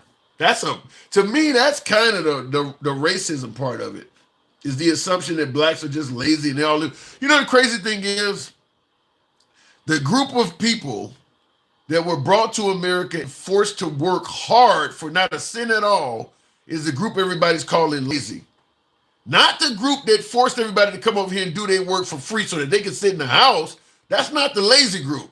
The group that was in the field sweating their asses off, those are the lazy people. That doesn't make sense to me. The group that keeps hiring immigrants and shit for cheap to do all their labor. When you look around America and you look at the people out doing the hardest jobs, the sweaty jobs, the menial blue collar, it ain't white people. They got the job sitting behind desk. It ain't, but these are the people that's lazy. The ones that are sweating their asses off, standing up all damn day, them the lazy people. The dude that's sitting behind the desk typing all day, oh, he working his ass off. He the hard work. You need to see what is actually going on around you. The group that worked for free for damn near 400 years, they all lazy. And that makes sense. And that makes sense to some people. I guess it's called makeup. I don't know what it's called, but it's insane. That the group that brought people over, you got folks in your crib making up your bed and breastfeeding your kid while you sitting outside doing whatever you want to do, and you calling that person lazy. You the hard worker. You're not even breastfeeding your own damn child. You're calling that dude the lazy, that person, that girl, that man. Can somebody make this make sense? Really? I'm a blue-collar Republican. I don't know what lazy is, says Cedric Hayden. Appreciate that. That's how we all should be. But I don't know why folks look at the African-American community and say they're the lazy ones when you look at the history of how hard the African-American community had to work. If you want to say this generation has a lot of lazy people in it, we can debate that. But African Americans, I'm talking about like the Rosa Parks and type of people like that. Them folks work their asses off. They work their asses off. You would have folks tell you and lead you to believe that being lazy is just something that's part of black culture. Then why the hell would you use that group of people to make us slaves if they're lazy? Doesn't even make sense. Doesn't even make sense at all. This is why they don't, I agree with that where he said this is why they don't want CRT and DEI taught so that ignorant people can ask foolish questions as if blacks never did anything for themselves. Yeah. Because if you just use common sense at the work that a slave did versus the work that slave masters did, it's pretty clear who's working hard. It's pretty clear what's going on. Divided we fall. Remember that. Paul, I cannot agree with you anymore. I agree with that 100%. African Americans are some of the hardest working people I know, says Chris. Yeah. I mean, even when we talk about being lazy and living off the government, that shit ain't been around that long. What was it, Lyndon Johnson or FDR? When did welfare come about? That ain't been around that fucking long. What do you think they did before that was around? So yeah, the lazy stuff don't make any sense. And they are doing better than they are doing better than me, some of them. Right. You shouldn't have to say it. Now, Blue Waffle, you shouldn't, but people have this mindset. Smoking Kamala pack all 2025. What does that mean? Smoking Kamala pack. No clue what that means. If DEI is a good thing, Why do people not like being called a DEI hire? Because you're calling a whole lot of people DEI hires that are not. That's why I mean, Kamala Harris is the perfect example of somebody that's being called a DEI hire that's not. Same thing with the Supreme Court justice. I mean, a DEI hire is somebody who, if they were, let's say, whatever you hired them for, maybe they were a woman, maybe you hired them because they were a person of color. If you weren't a woman or a person of color, you wouldn't be able to get this kind of job. You don't have the qualifications. They're saying that about a lot of people who do have those qualifications. Because I've said before that if Kamala Harris' resume belonged to a white man, she would be qualified. Attorney General, District Attorney of the whole state of California or whatever it was, actual U.S. Senator. There's only like 100 of those. She made U.S. Senator, was voted in to make that. Vice President, now she's running for president. If her resume belonged to a white man, she would be qualified. So, yeah, I do believe that you're calling people DEI hires that are not DEI hires is what's pissing people off. And also what pisses people off is what I always say in the program.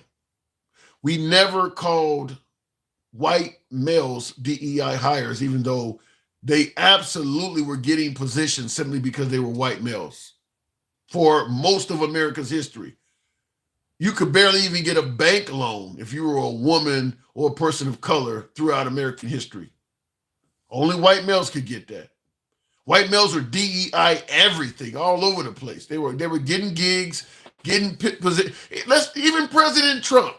Let's look at somebody like President Trump. When you think about the era he came up in, where his dad gave him $1 million, I got $1 million loan from my dad, and I did.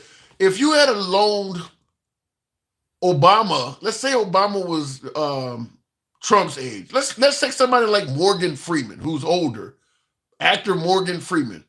If somebody had to put $1 million in his hand at the same age, they put $1 million in Trump's hand, he couldn't have done half of the stuff that Trump did. Banks would not have worked with him. He could not have purchased skyscrapers. He would have been able to do any of that shit. They would have been denying him all over New York. And definitely if he had went in the South and tried to do shit, they would have been ignoring him.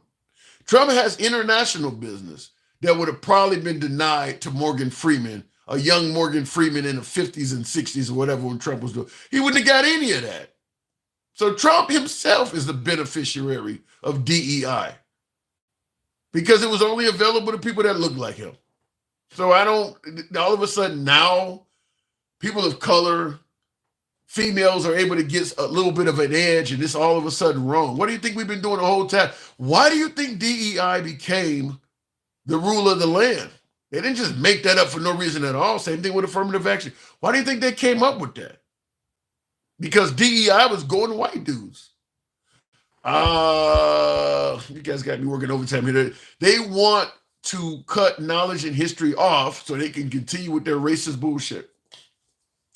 I would hope not, but I'm 100% certain that there are Americans in this country that would rather sweep our evils of the past under the rug. That would just rather, the truth not be known. I always say that if Germany had won World War II, Holocaust would have never happened. Yeah, there's a few million Jews missing, but it was a war. That's what kind of happens. A lot of them probably fled and went to distant lands and just are under the radar. They'll turn up. They would have never told you what they did. That's what happened in America. Even though the Confederates lost the war, they were allowed to dictate and tell a lot of history. They told it in a way that was favorable to themselves. Germany would have did the same thing if they had won. They would have did the same thing. In fact, you got Elon Musk now telling them you shouldn't even be ashamed of what happened back then. Did you seriously just say that? Yes, Stubbalicious. Let me know what I got wrong in that. Let me know what part I got wrong in that. That I do believe that America would rather hide the evils of the past. I mean, we could talk about Tulsa, Black Wall Street, where they literally passed laws after massacring all those people that said you cannot even report the death of your loved one in the paper. Some people will announce the death in the paper. You couldn't do that. It was against the law. It was against the law to put a grave marker on any of your loved ones that died in that massacre. They were sweeping it under the rug. Not only did they not allow you to make a cemetery to bury those folks in or mark it, then they just decided to pave the street and build corporations and businesses right on top of the graves. So they literally wrote that out of history. The only reason Tulsa and Black Wall Street was ever really known is by word of mouth, passed down from generation to generation. They literally wrote that out of history.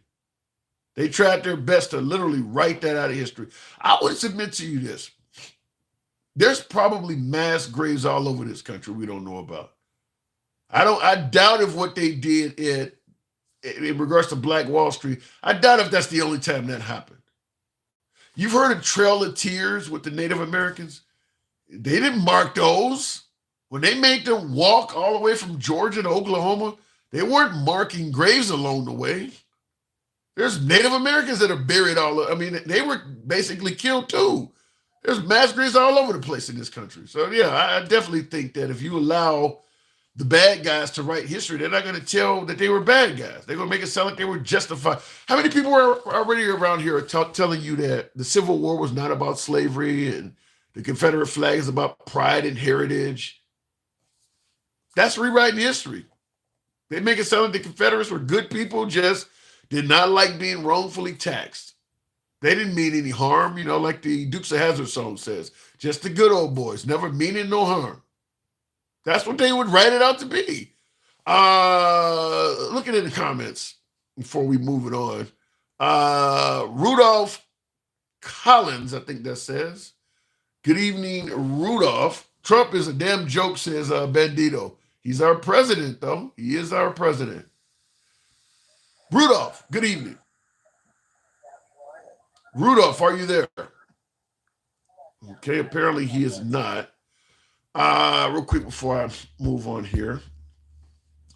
The law was a landmark piece of legislation that created, among other things, the basic framework that guided the nation's public welfare system for 60 years. January, I don't know what you're talking about there, Angry Baker. I don't know what that's in reference to. If you want to get over the past, rename all the Confederate named schools, take down the Confederate flag, hey, give up the family wealth. That ain't gonna happen, Marlon Burrito. But I will say this. I'm not saying to give up the wealth. That would be difficult to do, but certainly if you want people to get over slavery, waving a Confederate flag around would probably be something that needs to stop. Now, I know my MAGA folks would be repulsed by someone like me suggesting you need to stop waving a Confederate flag around. I get it. But keep in mind, slavery and the Confederacy happened simultaneously.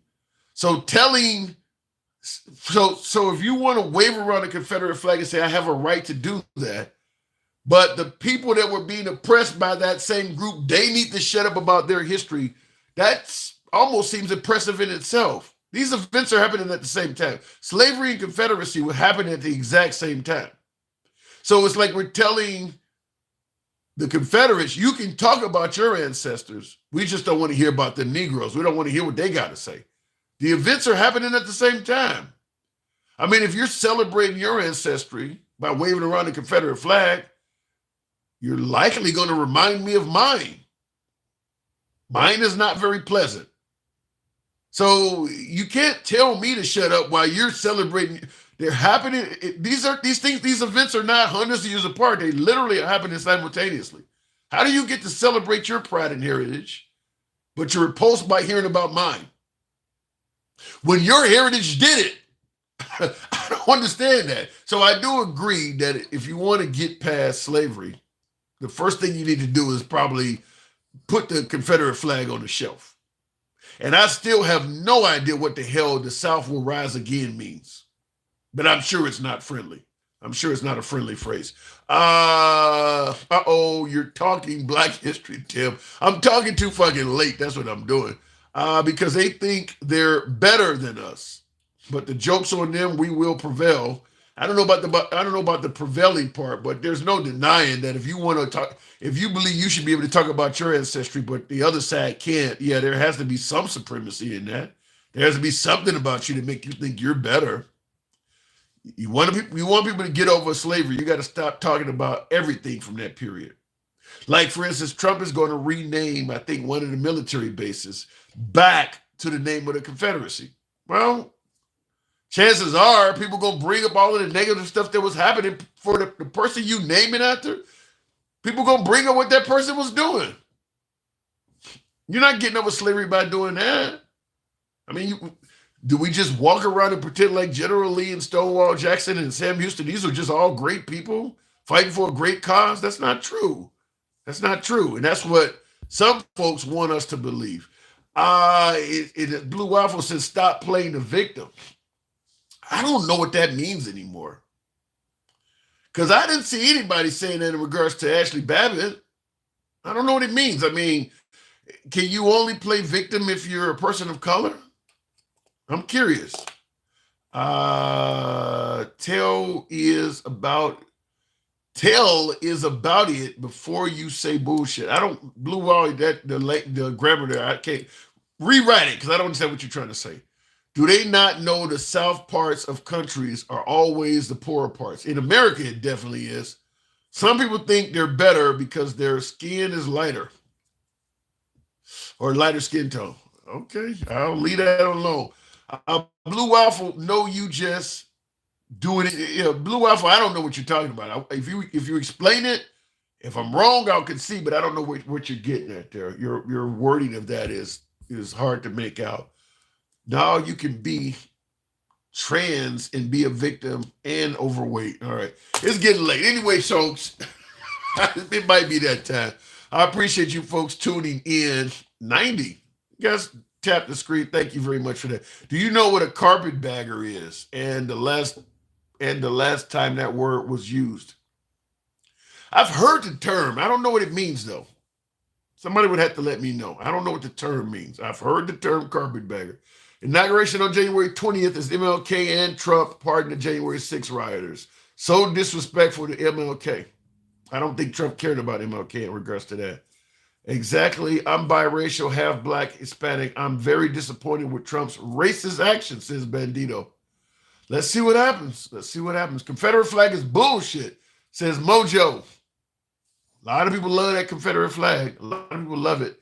Tim, have you seen the interview of Trump's nephew on 60 Minutes? No, I have not. Trump is taking this country under. Yes, Project 2025 is in progress, says Bandito. I hope not, but it looks like it is. One race, the human race. We've never been that, Navo Dragon. We've never. I mean, there's a reason why people call in, you know, when Kamala Harris ran, she suddenly became Jamaican and Indian. When Obama ran, he suddenly became Kenyan. When Nikki Haley ran, she suddenly became Nimrata. They even did it to Vivek Ramaswamy. Running for president as a person of color comes with consequences. People don't want you running if you're a person of color. Michelle Obama's a man, right? Ain't that what they say about her? There's just nothing normal if a person of color runs. There's got to be something wrong with them. They're going to find something wrong with you if there's not something there. I'm proud to be white, and that is okay, says Gen X. Nothing wrong with you. Nothing wrong with being proud to be white at all, Gen X. Not at all. It's amazing racism is still working after 600 years. People have made a lot of money and gained a lot of power off being racist. So that's why it is. Still call Michelle a man. Yeah, the right definitely calls her a man. Should I pay black people, says Paul. No. You know, in regards to, what do they call it, reparations, I'm not a fan of that. Well, let me put it this way. I do believe you could do something. Whereas it's not just giving somebody a bunch of money to go out and buy some rims or buy a pair of Jordans. I'm not a fan of that. But there were some things that were denied to African Americans that I think could be used as a form of reparations. They couldn't purchase property. They couldn't get an education. I think there's another one I used to say. I can't think of the other one, but we know they could not purchase property for most of America's history, and getting an education was virtually impossible for most of America's history. I would say education for African Americans could be essentially free, not these big, thick loans, but essentially free for a certain period of time. Because an education allows that person to be a productive member of society. That's not giving them money to go out and buy some rims or go out and buy a pair of Jordans with. That's making them a productive member of society that's going to eventually possibly lead to them paying higher taxes, and society benefits from that. So education, and I would say probably either no or very low property taxes. So when they purchase a home, they don't pay taxes on a home for years and years and years, because those are the things that were denied. They couldn't buy property and they couldn't get an education. And both of those things, you don't even get to or we can even say no, give a business permit. If you want to open up a small business, we won't charge you the permit fees or whatever's associated with opening up a small business for several years. Because now you're doing things, but you're only doing it for productive members of society, which helps us all out. I'd be okay with that. I don't think I'd have a problem with that. No, I'm not MAGA. Lil, is that Little Texas? No. No property taxes for 200 years. It's going to be hard to get people to give black folks anything. They didn't even want to give black folks Juneteenth, which is a holiday to memorialize the fact that they were free. I had live on that day. People were against Juneteenth becoming a holiday. So getting any type of reparations is going to be damn near impossible. They didn't even want to mark. A lot of folks do not even know the official day or year that blacks were free from slavery, because they didn't want to do it. The country didn't want to do it is the reason they didn't mark it, or they didn't actually honor it, because they never really wanted to do it. Lincoln kind of forced that to happen. We really didn't want to do that. How about no U.S. taxes, just tariff all the other countries? I don't think they want to give, I'll just say this again. I don't think they want to give black people anything. The goal is, look, we freed you, shut the fuck up. That's kind of the message. We gave you your freedom, you're free, shut the fuck up.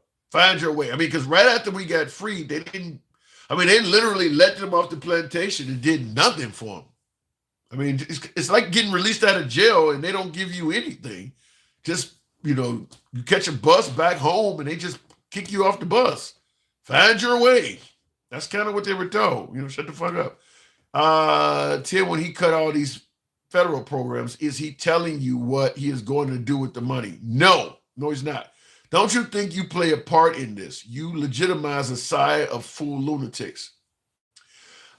Some say that, me speaking with MAGA is legitimizing them. I think sometimes MAGA has a legitimate point. I mean, Biden's stance on the border, both him and Kamala Harris, MAGA had it right on that. I think most of America does not favor the left not being able to describe what a woman is. MAGA has a point on that.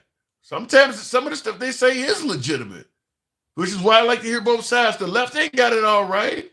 The left say dumb things too. So no, it ain't legitimizing. It's free speech. And it's not like all the speech coming from MAGA is wrong. There's a reason why he won by so much. So it ain't that. It's not that I'm legitimizing it. I am willing to listen to a point, no matter what side it comes from. And there's a lot of points that MAGA make that are accurate, in my opinion. So if that's legitimization of it, okay, we'll go with that. But I don't think it's legitimizing it. I think I'm listening to both sides. As long as you choose to divide the people, it's not going to be good, Paul Warner. Well, look, unity starts at the top. It don't matter what the fuck a YouTuber or a TikToker does. If the president is running from a campaign of division, we're not going to unite under that. It's as simple as that. It's not up to you and me to unite. That's supposed to come from the top.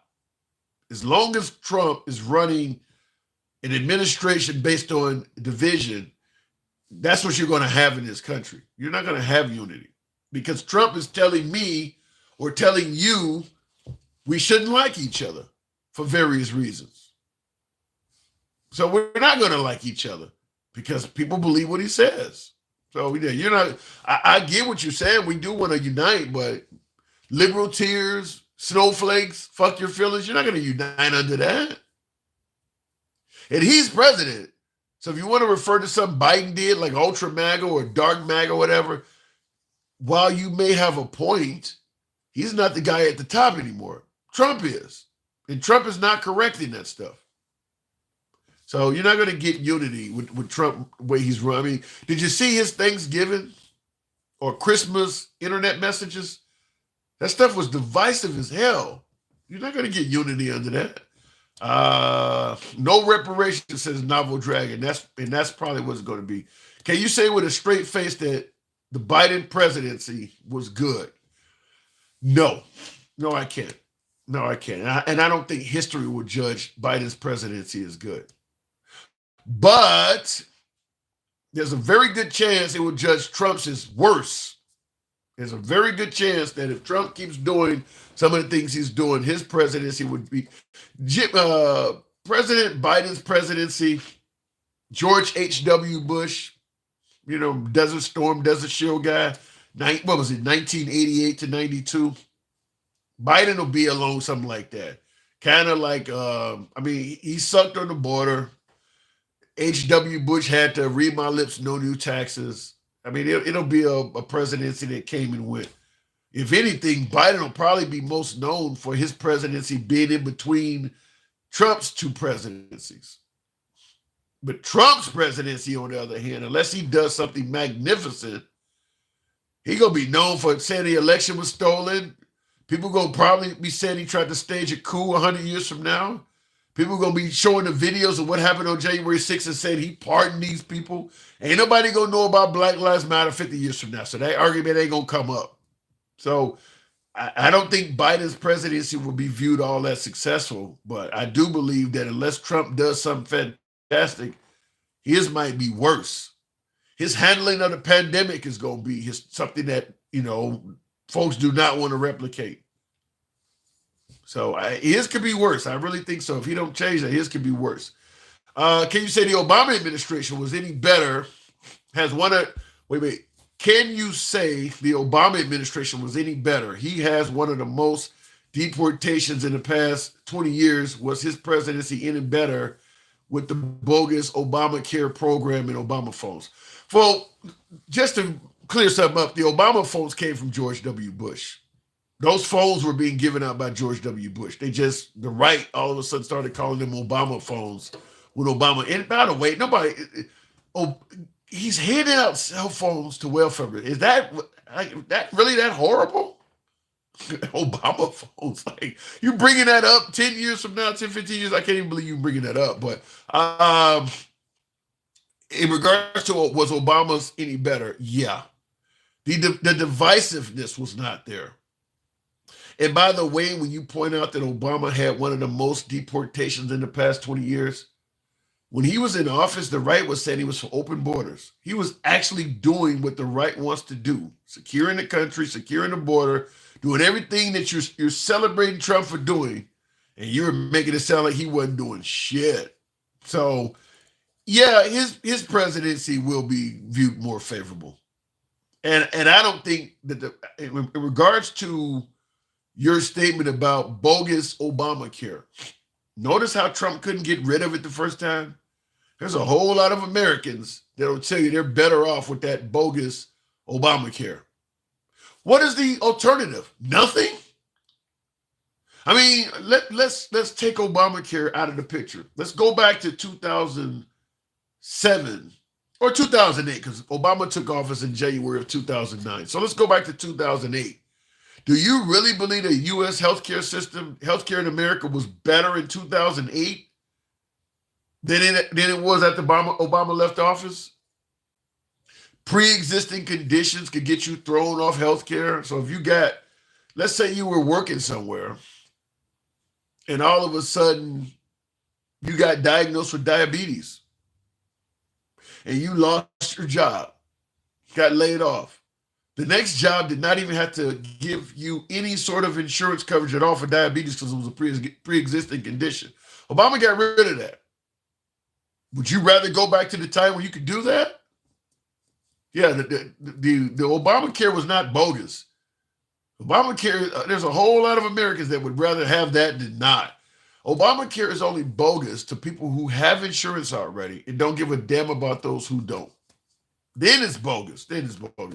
But there's a lot of folks that need that. Black power, says Tim. You are getting disrespectful. Who am I disrespecting? Tim, I found a pic of you. All right, I had to look at that, King. I don't know what this is. Ask Chat GPT about Biden's presidency. The numbers don't lie. Yeah, I don't think historically Biden's presidency would be viewed very favorably. The messaging was terrible. I mean, whatever he was doing, he wasn't expressing it enough. And then, of course, it looks like he was lying on the border issue. So, yeah, I don't think Biden's presidency will be viewed successful. But like I said, Trump has a lot, because Trump is on camera a lot more than Biden. He's in office now. Is he going to show us evidence that they're really eating cats and dogs? I mean, he's an animal lover, is he not? Does he not care? Is anybody going to go to Springfield and stop that from happening? Or was it happening to begin with? Is he going to show us now that he's in control of all the mechanisms of government that the election was stolen? If he don't fix that stuff, I think his presidency is going to be worse than Biden's, because he got a lot of that stuff that's in there that some would say is far more criminal. Biden's pardons are historically bad. Some would say Trump's are even worse, because the stuff Biden pardoned those folks for, we assume some of them are criminals. If you got to give a guy a blanket pardon, that means he probably did something. The people that Trump pardoned are on video committing crimes. So you don't even need to assume. So the point I'm making is that unless Trump does something really, really awesome, his is probably going to be worse than Biden's, because there's just so much video evidence of all of that stuff.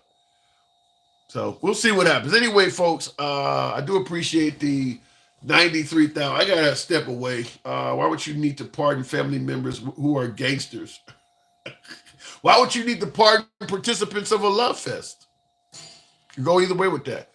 Anyhow, I appreciate it. I haven't heard you lie yet. Thank you, See God Mario, because everybody else was attacking the hell out of me. Catch you guys tomorrow. Y'all take care. Same thing on YouTube horizontal. Catch you guys in